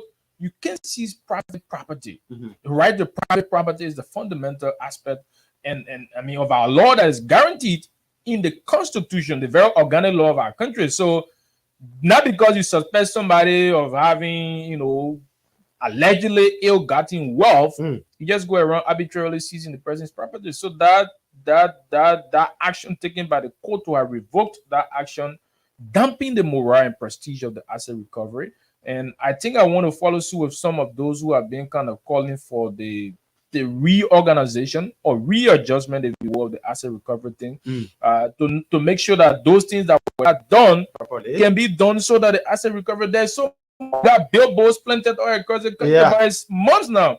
Not a sheet of paper. Yeah, but even up to now, the president declared his asset, but it haven't been published. It hasn't been published. Yeah, that will serve as a warning to people, most especially government officials, no matter what it is, because he called on them to do their drug tests and also declare their assets. Yeah. But now the president declare his asset and it haven't been published. It should be published, not because it is legal to do so. Yes, I know the law prohibits. I mean, the law protects.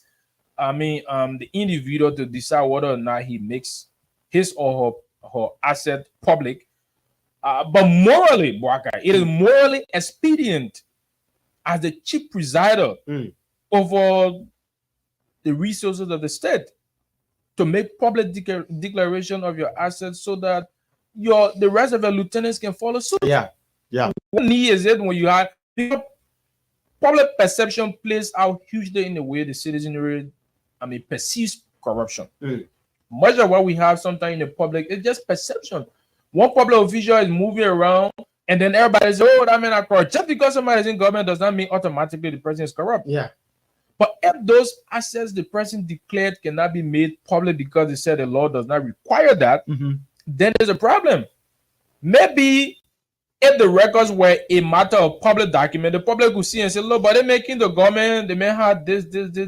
So it's not strange that they make a big one, little small bit." Yeah.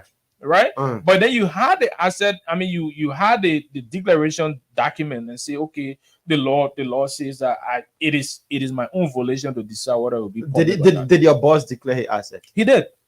Was it published? It was. To the best of my record, if you check his social media handles, yes, he published. You are the chief of office star. You should be in the know. He published. That's what I'm saying. I said he published. Okay, I'm sure I will check through the course of you run a day-to-day activity of his office. So publishing his asset should be he did publish. It should be to your fingertip. Absolutely, and it is. No question about that. He did publish his asset because he wants to ensure, because the legislature is held in high standard. The people expect much of it. So you cannot do much of your oversight responsibility if you will be kind of reneging on some of these fundamental, actions like declaring your assets, so that you can have the moral gust, the moral rectitude to be able to call on those in the executive and other sector to do what is needful for the Liberian people. Okay, folks, you are following the conversation this morning on the Punch Breakfast Show. We are talking to the chief of office staff of Mr. Momo Saros, Senator. He's here with us this morning, and we are talking wide range of issues. Your boss is part of those that are investigating the saga there at the LDA, right? Yes. And have there been an outcome? Is he in the aware of the happenings there? Who's right? Who's wrong? Well, it is still a matter of investigation. Investigations have not yet been concluded into it, so it is soon to say who's wrong or who's right. But I think maybe in a couple of days or weeks, if you will, in final investigation should be brought forward as to what led to the actions that were taken at the LDA. Yes. Okay, so I think it's quite troubling because the LDA plays a very pivotal role. We emerged out of an electionary period that was kind of flooded with different barrage of, different varieties of drugs across the country. So that very, entity that is responsible right now, I'm hearing some other new one. I don't know what you heard about, zombie or all of yes. Those are different names I've been hearing.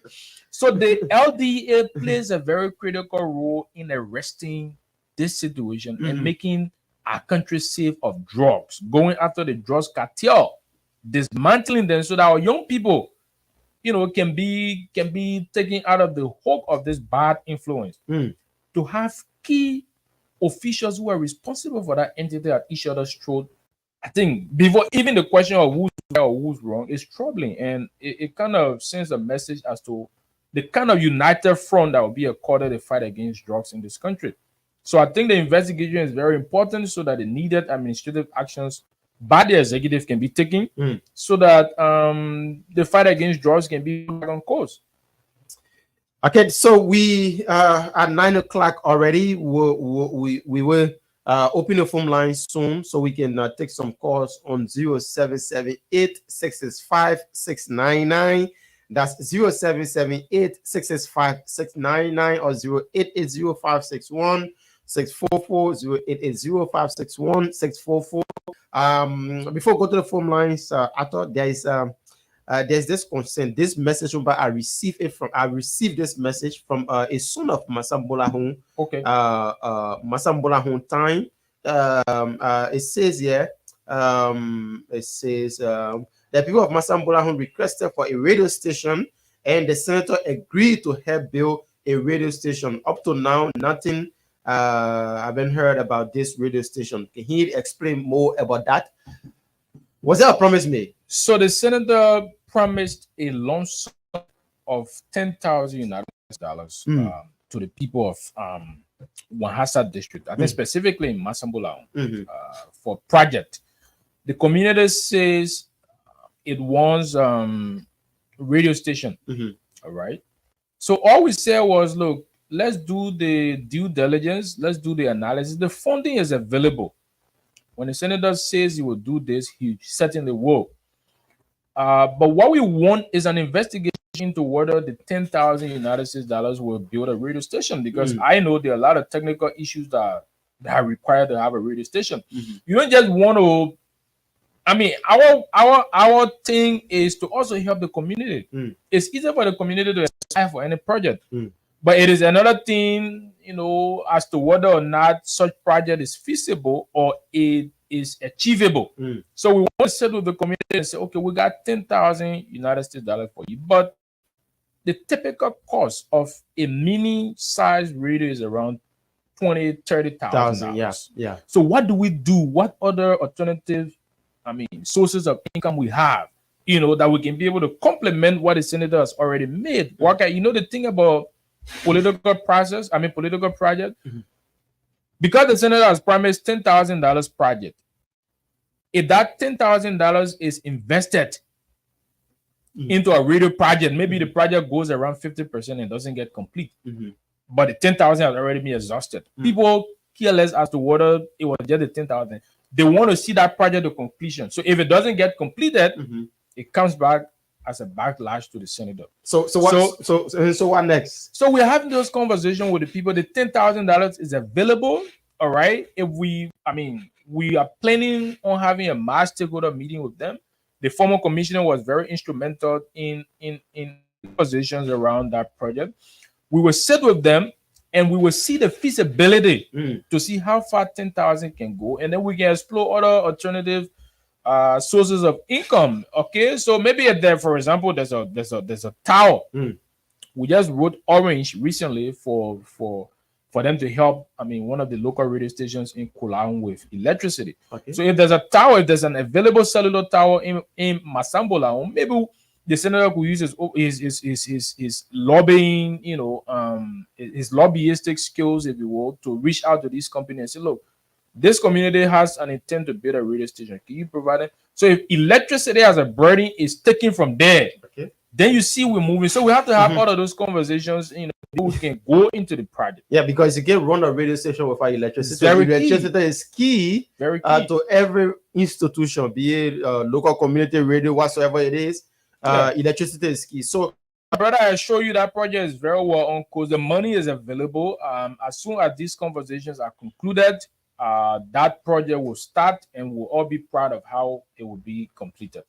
0778 665 699. Once again, 0778 665 699 or 0880 561 644 0880 561 644. You can now place in your calls, and you will be live with us this morning on the Punch Breakfast Show.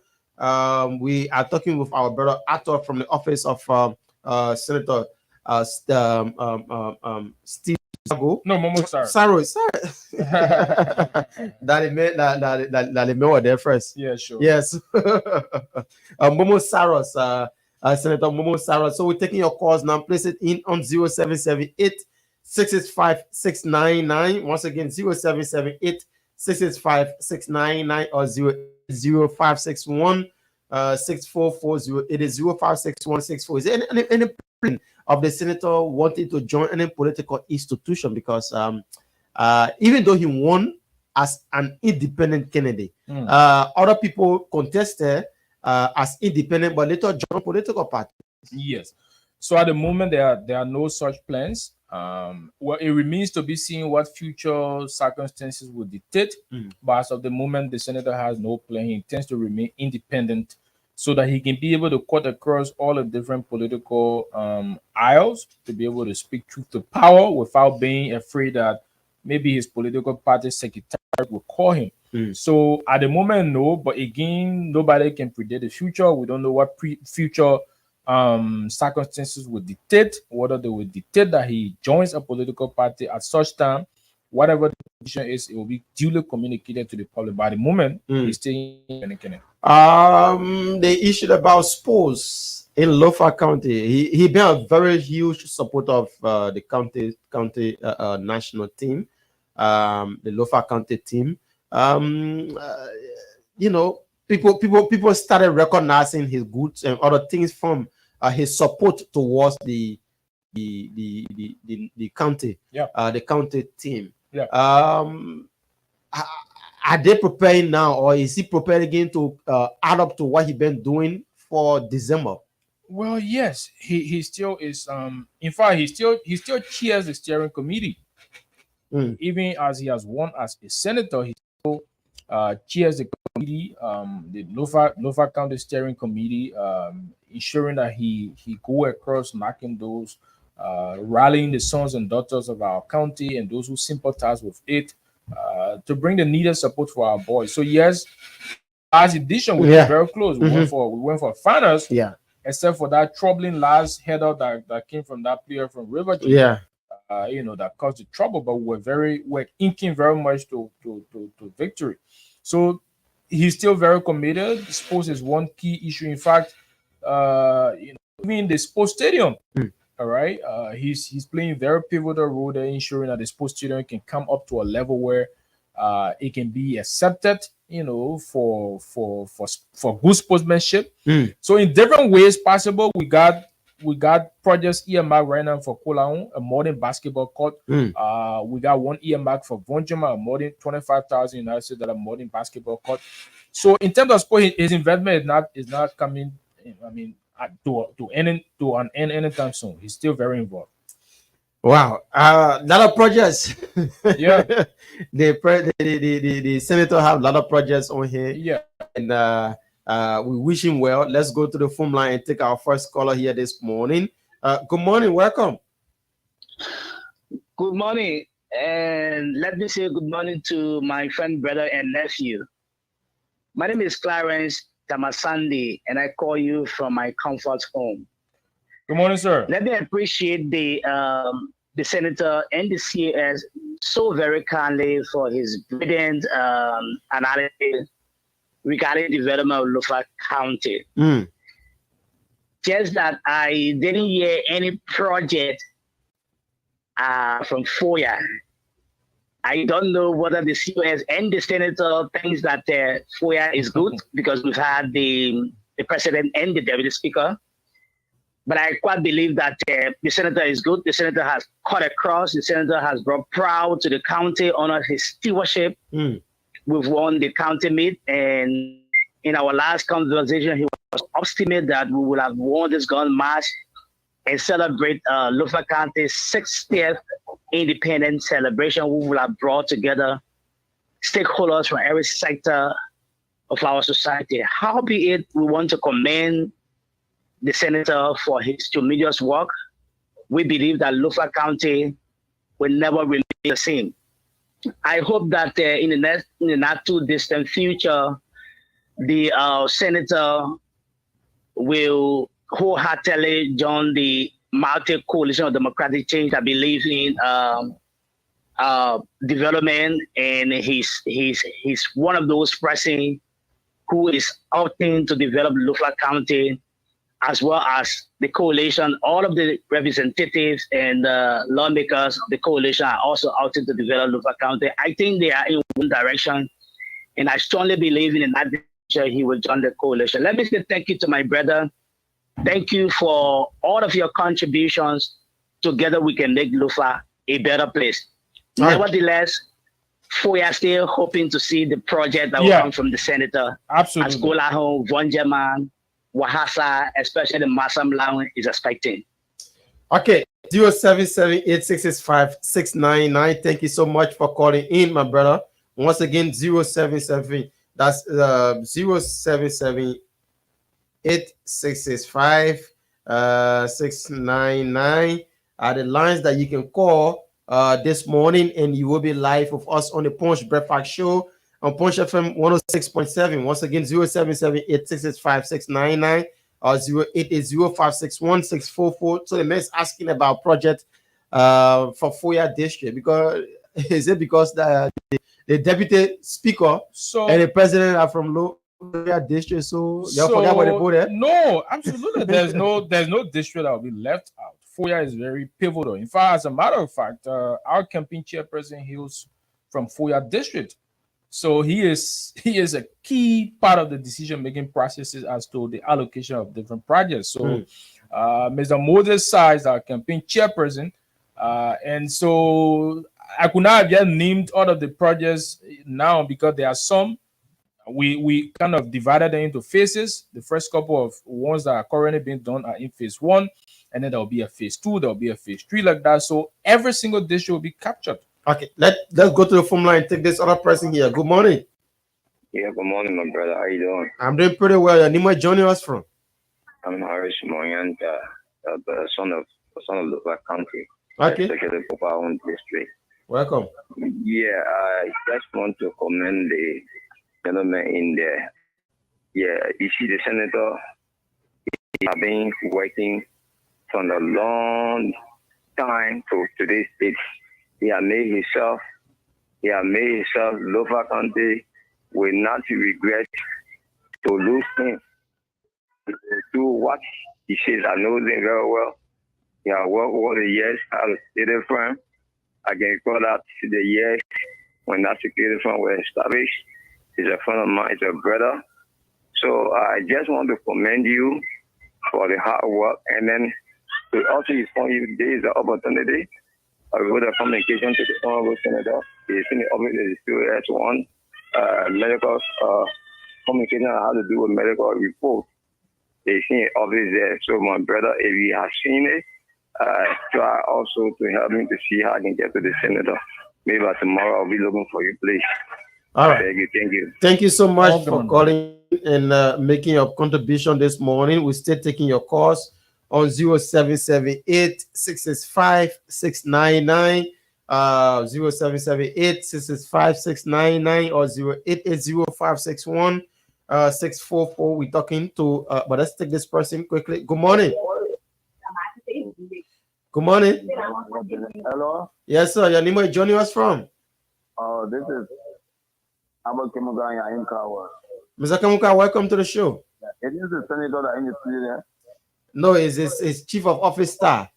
Brother, thank you very much for whatsoever the people have been looked at. First of all, this Abba Kimuka, I'm the head of the intellectual bureau of the disabled community in District 12. Oh, okay, that's great. Yeah. I'm hearing the good news of Mr. Sarah in Lofa County concerning the disabled people. Yeah. And if all the Lofa County people can operate, or all the senators, the representatives can operate with the disabled people that way, my brother, you will never find a disabled man in the street passing around. So ahead of the intellectual bureau of the disabled community in District 12, I want to say thumbs up to Mr. Sarah, and let God be with him and let God guide. I wish we will get 10 of this senator in the Republic of Liberia. The lives of the people will change dramatically. Thank you. Thank you. Thank you so much for calling in and being a part of the conversation here this morning. We're still taking your calls on 0778-665-699. Keep them coming in. You'll be live with us this morning on the Punch Breakfast Show. Is there an initiative undertaken by the senator when it comes to our brothers? Yes. So we have a project that should be dedicated next month. It's a modern facility taking care of visually impaired people. That was started off from the ground up to where it is now. You want to take a call? Yeah, let me take this call, then we come back to you. Let's take this person. Good morning. Yeah, good morning, brother. Yeah, welcome.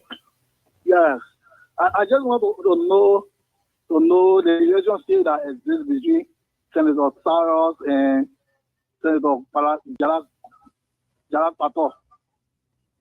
Whether there is a cordial relationship that exists between them, because we can hear nothing from Jalal Pato, and Jalal Pato is one of the senators of local county, but he just went mute. He can't talk. We can't hear nothing from him. So it's starting for the county. Okay. More than the mail I just elected, Senator Saros has just elected for him. We can hear no project from Pato. Pato is just silent. Okay. Thanks so much for calling in. They want to know the relationship. Yeah, the senator has a very good relationship with not just Senator Joseph Jala, but with every member of the local legislative caucus. I hope that Senator Jala has his different information machineries and mechanisms that he can use to amplify the different works he's doing so that the public can hear them. But in terms of relationship, yes, the senator... Were you once in the camp of Senator Jala? Nope. Okay. No. Yeah, so let's continue with the issue about the project. So the home of the visually impaired is one that will be a residential place as well as a skill training center for visually impaired people in Vonjema. That building in Vonjema, in a community called Doe Hill, exactly opposite the county education office. This bespeaks the inclusiveness the senator promised, that he will ensure that nobody is left behind in his development programs. These people are people who are often not really looked to. All right, people go after other different groupings in society, but these people are usually marginalized. So the senator said he will ensure that everybody can feel the pinch of his development program. So that building will be dedicated in July. The last time I was there, the guys were doing painting work and other minor finishing works. So the project is almost 95% right now, and hopefully by next month it will be fully ready for completion. So my brother, I thank you too for your call in this morning. The senator is very committed.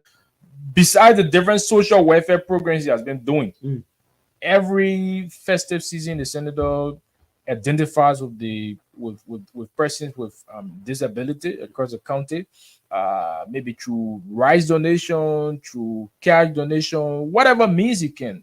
He always makes sure to identify with them. So the infrastructure project he's doing now is just one of such initiatives to ensure that the disabled, the PWD community, persons with disability community, can be impacted and cannot be left behind in the development program. All right, so still taking your calls on 0778-665-699, 0778-665-699, or 080-561-644, 080-561-644 are the lines that you can call this morning. You will be live with us. The issue about the hack in the price of rice became something very let's take this caller here quickly. Good morning. Yeah, good morning. Yes, sir. Your name is joining us from? This is Osajin K. Jr. and I join you from SG Kuboro. Welcome, my brother. And let me say thanks to your guest for Ali bringing all the senator the good things that he promised to do for the people of local county. These are some of the things we want to hear, all right? And in one of the senator, what we know, he been into private sector and for which he promised the people in Lofa he was certainly deliver it, because a person who earns $1 million to spend $1,000 is common for them, right? But to see a senator who stay with the people, who knows the people wants and needs, who care for the people, these are senators we understand, and these are people that will deliver the good things of the country. Now, like all of senators, like for me, I hear from Grand Jury County, that Senator and Zoe, in my opinion, he don't see care. Letter, and now the people pulling out of the country because of the evil deed. But look at the senator for local country. The major letter, and he cool with all of the caucus and the foundation for local country. All of them, they are giving time to carry on development in the country. I was there in I see you as the mentor go to Google thing. Some people they are disenchanted, my man. Some people are disenchanted. I went to do a contract there in Salaye, and I hear about constructing a bank into Salaye. Yeah. You see that? Can you imagine? These are senators we want for our country. Even when we can make a teachment, I can bring. I can bring on the Grand Jury County and open and go on after. Oh, so you want to get the person not doing good, the person you want to get to us in Lofa? Exactly, so, Golo. Yeah. So thank you for your studio guest. Thank you so much. I welcome to see. Yeah. Thank you so much. We'll stay taking your calls on 077-8665-699. Once again, 077-8665-699. It is 561-644. Let's take this other person here quickly. Good morning. Sorry, just hold on a bit. Let me yeah, welcome. Yeah, Nima joining us from. Hello. Yeah, go ahead now. Good morning. Yeah, good morning, Mr. Camara. I want to first thank your studio guest this morning, Dr. Awad and Senator. Actually, in Lofa County history, I would say that Lofa County, I can say we are proud to have Mr. Cyrus as our senator, because if you look at our history, our past leadership in terms of senators, like from Smoke could be all the way, I can say he's outstanding among them. And like the issue of organizations, like during the campaign, he campaign also with those his knowledge that we had an institution for one look about doing prior to the county mix when he got realized it's like before also I never knew this happened, but this is how we work as people of our country.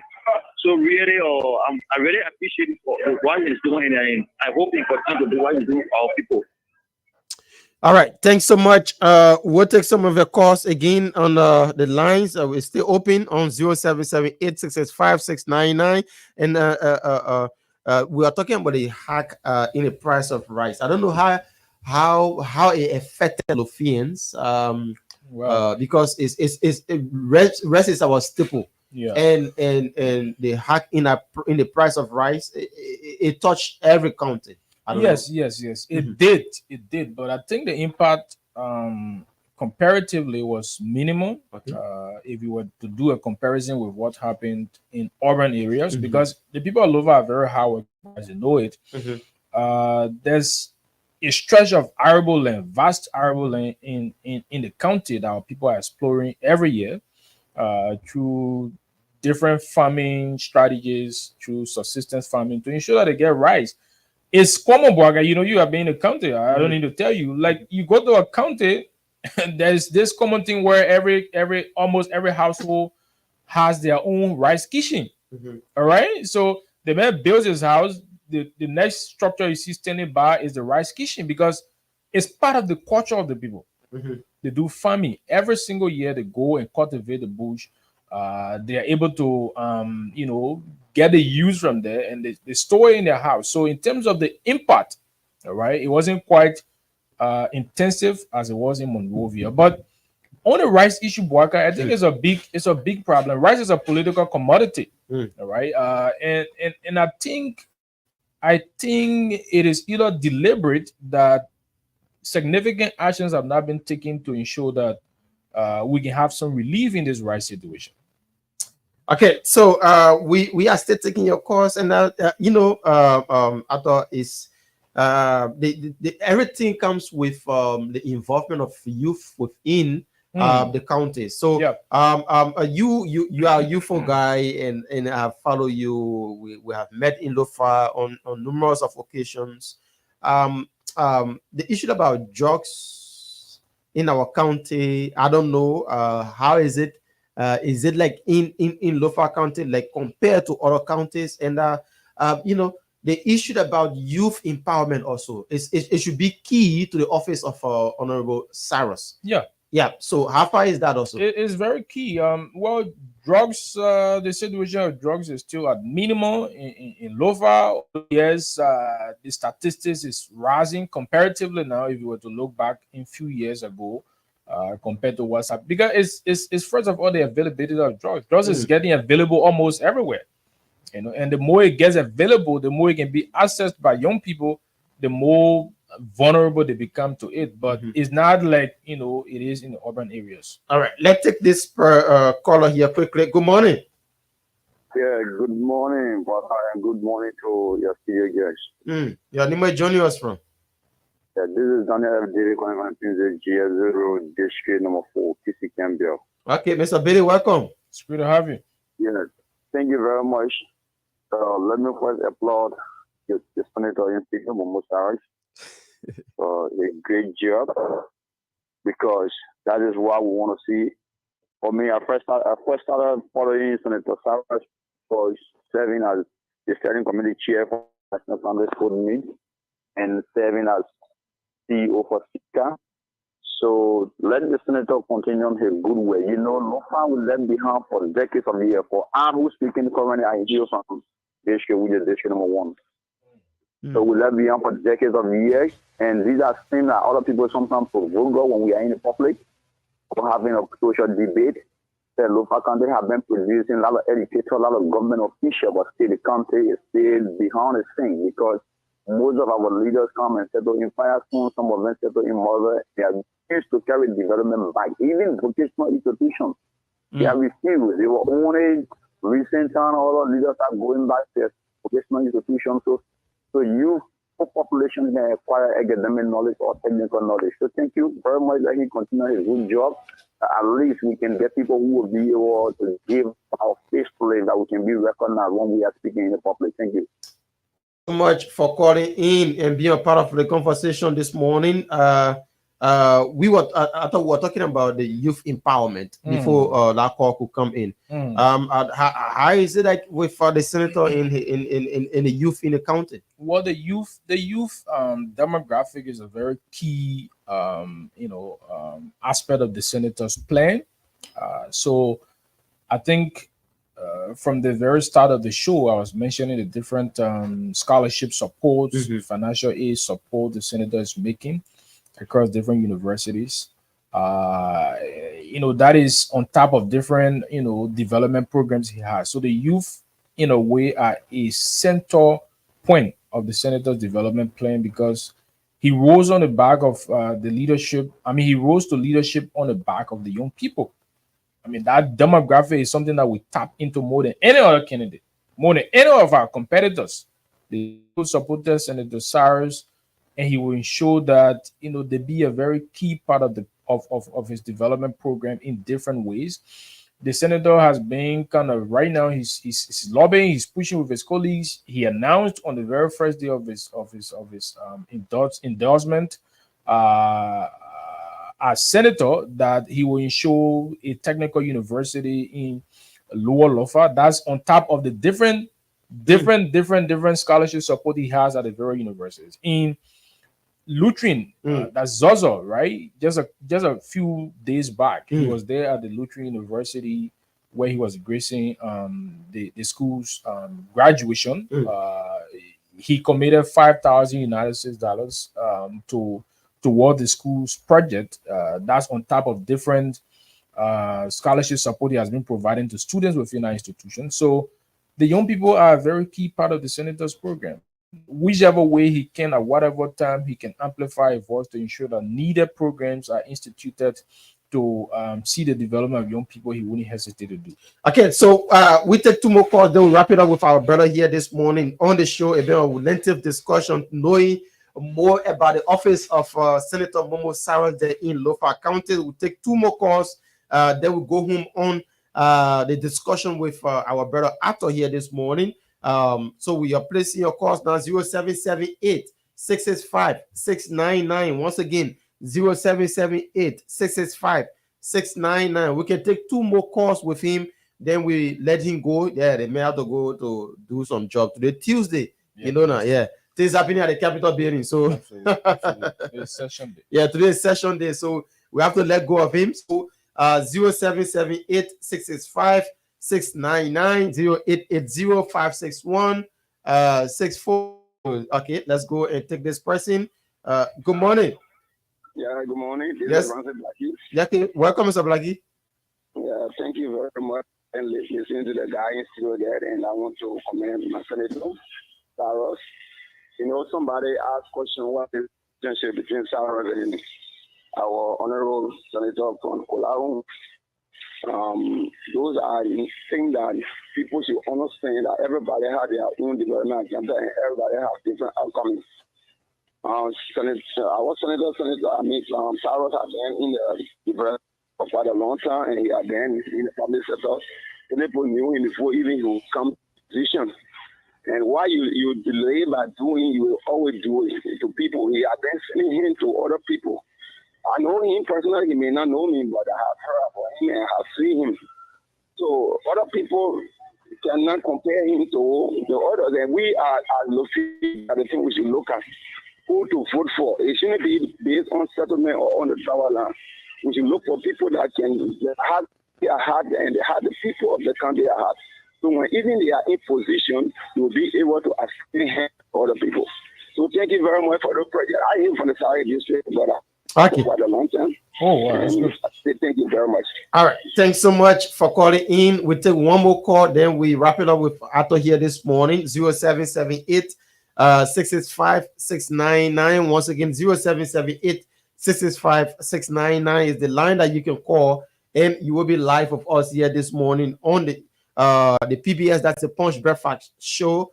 I thought you listened to all of the callers since they, all of them, been commending you and the senator's office for some great initiative that you guys been undertaking, and we hope it continue this way because once you are working in the experience, they do acknowledge that yes, of course, you are doing pretty well. But if you start to backslide on some things that are not going in the interest of the folks that in the county, it becomes a difficult issue for you as a sitting lawmaker. So you listen to all of the callers. Yeah, so the commendations will only fuel our passion to do the people's job. Let me just take the last. We'll say the last call. Yeah, Good morning. Welcome. The president is it. Welcome, sir. Thank you. This is Quinn William Covey, and I joined this conversation from this shit today.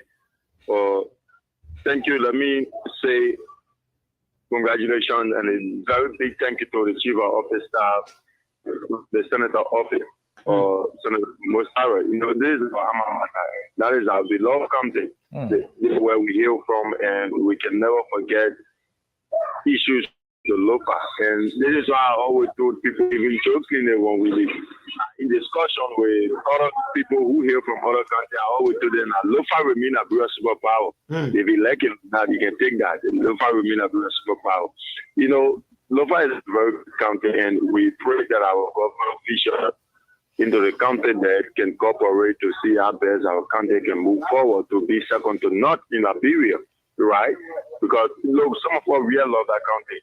And this is why you see when I even heard Okoro asking about the presence of Councillor Jara, you know, Councillor Jara politically, going to our country. He did not come for, for the love of the country, but because of political reasons, some political parties felt they wanted to gain ground in Lofa. That was the reason why they push him and whatsoever thing. And that, all of them who were running down on the they are no longer going there. So this is why we're encouraging the senator to join the Lofians as unity party remain the Lofians property, personal property. and Lofa remain Unity Party property. Let him come over to the Unity Party. Okay. I mean, bringing different discussions. So after you listen to all of the callers, and we have to wrap it up.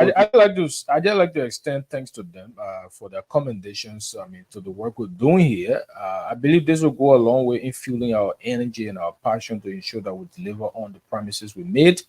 I can assure them that the senator is somebody who is true to his words, and that what he has said during the course of the campaign, that he will be a robust senator, that he will not stiff upper lip, he will be at the front burner, bringing the people's issue onto the table so that decisions maker can do what is needful. He's not going to back down on them. As to where the senator goes in the future for his political party or what have you, it remains to be seen what the future alignments and realignments will be, and what the factors that will dictate such decision will be. So I don't want to speak to that, but as of now, he's still staying independent to be able to work with every party. But it's been a true time on our show this morning, Boakai. I hope that our road can get better soon. Our road, I mean, in terms of the asphalt pavement, it's already right now at Golu. We hope that this government, in fact, I have argued that it is a singular priority by we Lofians with George.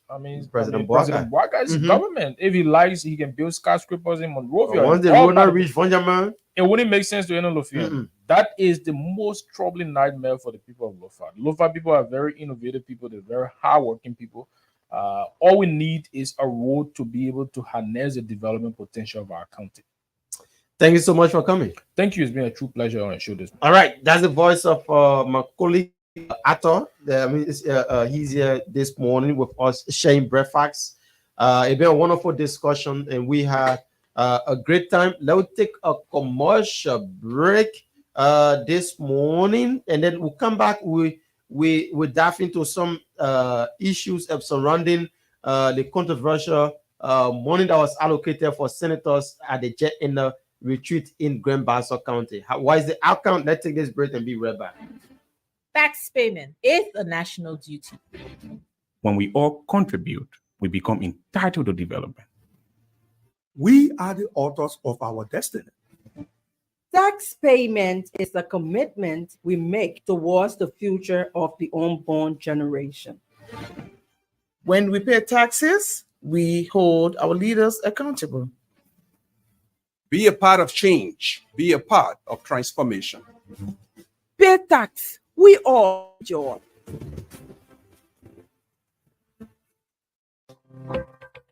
Tax payment is a national duty. When we all contribute, we become entitled to development. We are the authors of our destiny. Tax payment is a commitment we make towards the future of the unborn generation. When we pay taxes, we hold our leaders accountable. Be a part of change. Be a part of transformation. Pay tax. We all enjoy. Okay, so welcome back to the Punch Breakfast Show on Punch FM 106.7. There's this issue about the money that was allotted for the senators retreat in Grand Bassa County.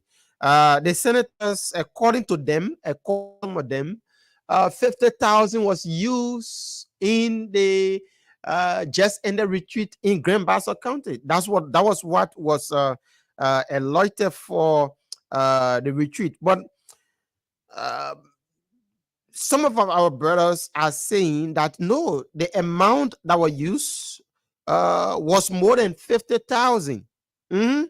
Some are saying the amount that was used, like the last time when I was on the platform, I texted one of the brain behind say amount he placing it at 450,000 mountain, said 450,000 was used, and then Stanton says 700,000 was used. So now I am coming to realize that some politicians and advocates start to fit in our body politics in a sense that once you haven't obtained accurate balance and credibility, or if you do have access to the information and not willing to provide the information to the public, it becomes a burden. It becomes a total burden, because our friend Martin said the message to me, this was what he wrote me on that day. He said, I'm in office. I said, what's up? Okay, he said, he said, comrade, I'm at work. What's up? We can text. We'll call you back later. That was when I tried calling. I say, please just take me for 1 minute. I'm on the radio and the issue surrounding the 700,000. He said, I'm in office. I can't now because my bosses are here. I maintain that I maintain what I said about 450,000. It was Stanton that said 700,000. I said 450,000 because I have facts. So now we've been waiting for this facts. We've been waiting for the records. The last time I heard him on a local radio station, and this is what I don't want Liberians. You know, when you are a individual, if you are a man, taking up quick decision or making quick decision, sometimes it becomes an issue for you. Even though you can be disenchanted with a system, you can be disenchanted with an individual. But when you are angry, you made a decision. That decision can live up to years. You may see it as, oh, I'm making a decision now. A few weeks from now or a few days from now, this may slide. But remember, you are putting your character on the line. The decision you make today will speak for you tomorrow. The decision you make today will speak for your children tomorrow. So now, we are still awaiting the folks that say the senators use more than 50,000 for the just ended retreat. We are still waiting for some of these documents. We are still waiting for the documents so that we can talk about it. You know, here on this platform, when you do things that is commendable, we do commend you. But when you do things that isn't worth commending, but it becomes denigrating, let me not lie to you. There's a platform that will chastise you and push you to the wall for you to do the rightful thing. So now the senators have given the public, they are saying, if you as an individual, you say that the money that was allotted for our meeting or our retreat is more than 50,000, come up with a proof. Come up with a proof. And we'll see to it that, we'll see to it that we take actions against those that made a budget. We'll see to it. Let me see. I was just reading. Let me just go to this post, but it was just done. When was it done? Okay. I'm trying to get it. It was done back then. All right. It says this is from 3 days ago. It was from Senator Amara Corner. He said, now that I have seen the review of all officials' papers related to the Senate retreat and interview Senate and that's the interview Senate and that the Ministry of Finance and Development Planning staff, I am in the position to factually demystify the disbursement with supporting document. When I return from Gbapolu, with transparency and accountability, it starts with the Senate. I would like to thank our pro tem and my colleague for the attention they have paid to this matter and the commitment to transparency and accountability. Thanks to the Ministry of Finance and Development Planning and its corporation in releasing documents or records to us upon request. We will not be able to provide proper oversight to the executive branch if we do not hold ourselves accountable. Wishing you all and wishing you and your family happy Eid Mubarak. So there's a statement. So the senators know within themselves that what they use, the money that they use was 50,000. But blowers, those that said it was 450,000, those that said it was 700,000, we are waiting for them to come up with the proof to us. We just can't let it slide because this is about a country. This is about characters.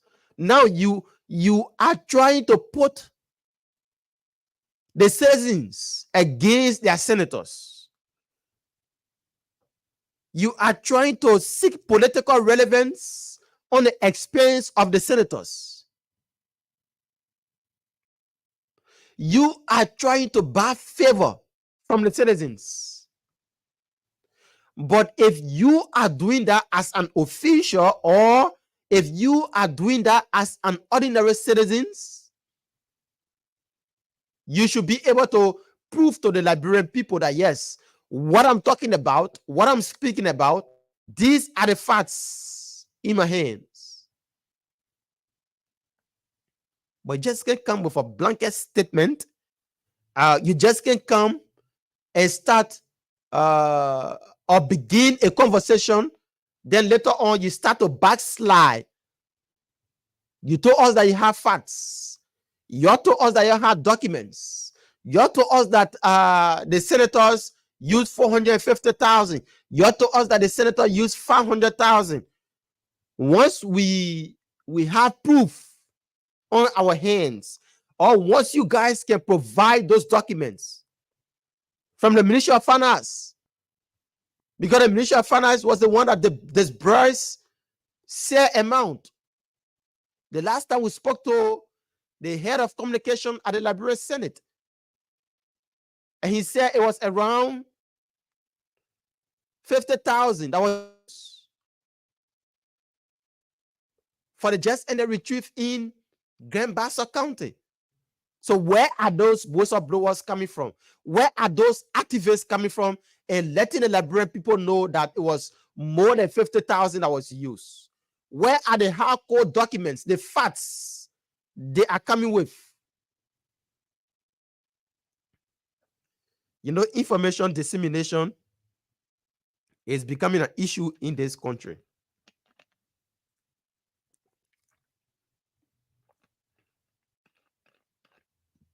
Information dissemination is becoming a serious problem in our country.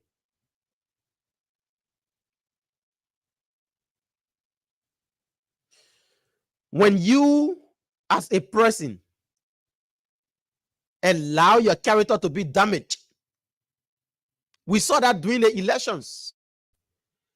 People that place their neck on the line for certain individuals, later on, they start to tarnish their own character because of little of nothing. If people give you information, you have to counter check those informations before coming out with a statement. If people come up with information to you, you have to make your own verifications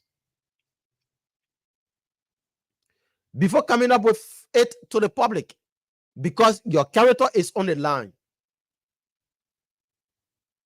So now I'm behind this microphone every morning, and somebody just call me and say, "Oh, Bakao, the president, we just saw the president to so and so place. He was sharing money there." And me, as a person that have built up my character For years, I don't do any verification. I don't do any background investigation. I don't do any check. And just start running with share information to the public. It becomes an issue. Information dissemination in our country. Now the thing is that everybody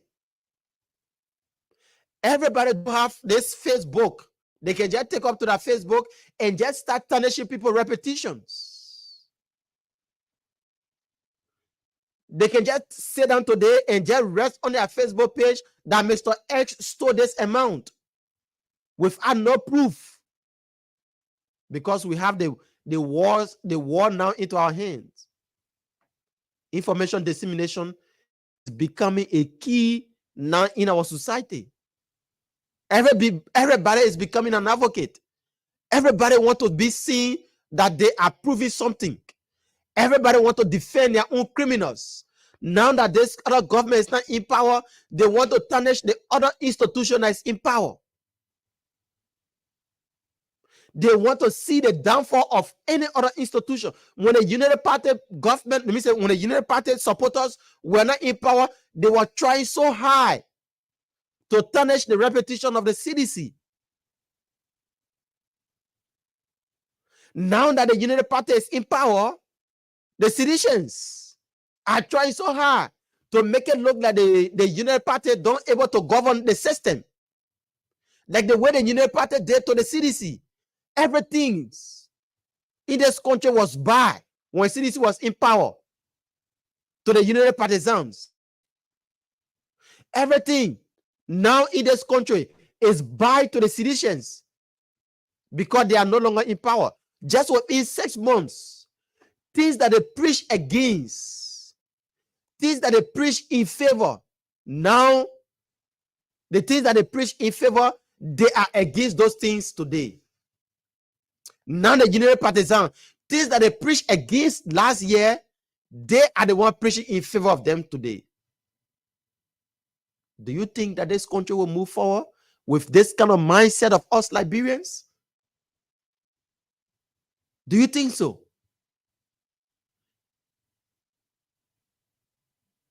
If you are disenchanted as a supporter of any political party, there are ways in which you can handle things, then maligning people's character, then damaging people's character that they have over years.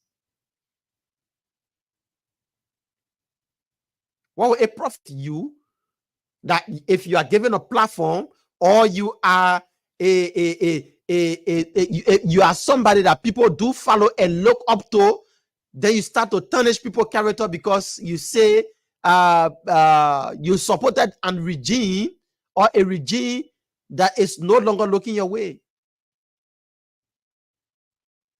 Let this be known to even down the seditions, the UPist. This is about Liberia. It's not about any individual. This is about country. You should put country above self. Now we are pushing those that said that they were having proof to give us as citizens that the senators used more than 50,000. The burden of proof lies on the accuser. Up to now, since last week, we've been waiting for some of these proof that they said that they were going to provide. Where are those proof? You can just come off a blanket statement and think that, oh, everything will be okay. This is about Liberia. This is about our country. The message you put out there is what the people will take. The message you send out there is what the international community will take. Not because you just have a smartphone that you can be able to put $2.50 in your phone, or some people just put it, they fast and they 10 minutes or 20 minutes in their phone. Then they go on social media and misbehave. Misbehave.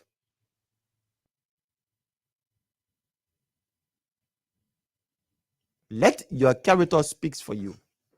I can say this always. You as a youth, never allow yourself to be used by a politician. I don't know.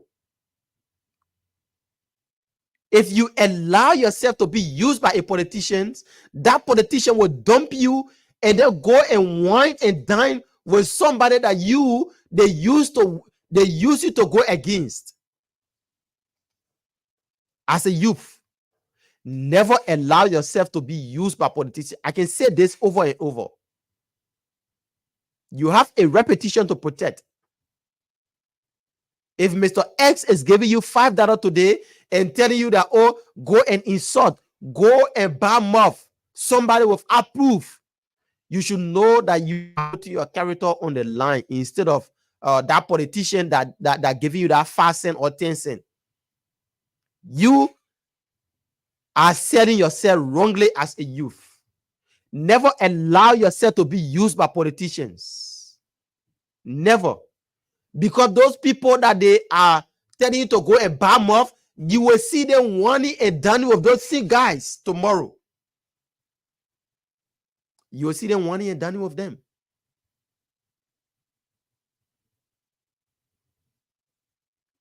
It's good that you play according to what you will understand as an individual. Don't be coerced by politicians. Politicians, they don't mean well for you. That they will use you and then dump you. We saw the people today, and Mr. Chance, all of those that bam off the Boakai. Today, they are the one in the corner today begging for a government job. You don't know that? They are the one today in the corner begging for a government job. And you now they use to bam off the regime. Where are you today? What face do you have to even go and beg the people that you insulted? What face do you have to go and beg them? What face do you have to go and explain your problem to them? You have already disrespected them. You have already maligned their characters, damaged their characters. What face do you have today to go to them and say, I'm sorry? That's why you should be very careful on how you be used. You are being used by politicians. Be very careful. We are run out of time already. We will take the 3 calls this morning on 0778-665-699. Just 3 calls, then we wrap it up because we are already out of time. Coming up, 0778-665-699 or 0880-561-644, and you will be live. Stop being used by politicians. Stop being used by politicians. The same politicians that are using you today to go against people, you will see them sitting to the mirror shop, to the uphills. You will see them all over, wanting and dining with those people that they are telling you to go against. Let me take this person here quickly. Like I said, 2 calls. Good morning, welcome. Thank you, my brother Jeff. Good morning. Yeah, this is Boakai. Boaka, thank you. Thanks for that correction. This is the voice of Prince Kolaken. And you have spoken to the conscience or consciences of all of us. And I like how you put it. This is why I kept telling some of my comrades the need that we know how to preach the politics. At least I prefer for it to be an issue-based politics than personalizing the entire something. Some of our police, they have people they call their political godfather. You see, for me, in my advocacies, I have never thought of even having a political godfather before, because these are people that we use. Like me, I was supporting Mr. Alexander Swat doing the just any election, and I told him clear. There will be no protestation that he on Swat will make me to follow him. Even they that we tired suffering protests when they were doing it, My man asking Zebel myself, well, Claire, we told him that we will not align with CPP for to go anywhere. Because he said, oh, yeah, you're with me, this and that. We said, no. So when you are with somebody, you serving the person, there are some decisions when that person come away, you have tomorrow to protect. So in case man be with him, as Paul man said to people doing the one, going turn around for a business, doing the one, all the things there. Today now, the both of us are not as close as we were. Yeah. Because of me tomorrow. So some of our politicians will tell them, say, you go turn right, you go call man call, you go to the person who will damage the thing. Then they're going to go do it. Tomorrow, the other tomorrow, when that person dump there, then they are sitting into that very horses. So you have spoken to all of us, it's a moral lesson. I learned from it too. There was some misstep along the way from some of us on the part of how we address leader at the time. And it clear.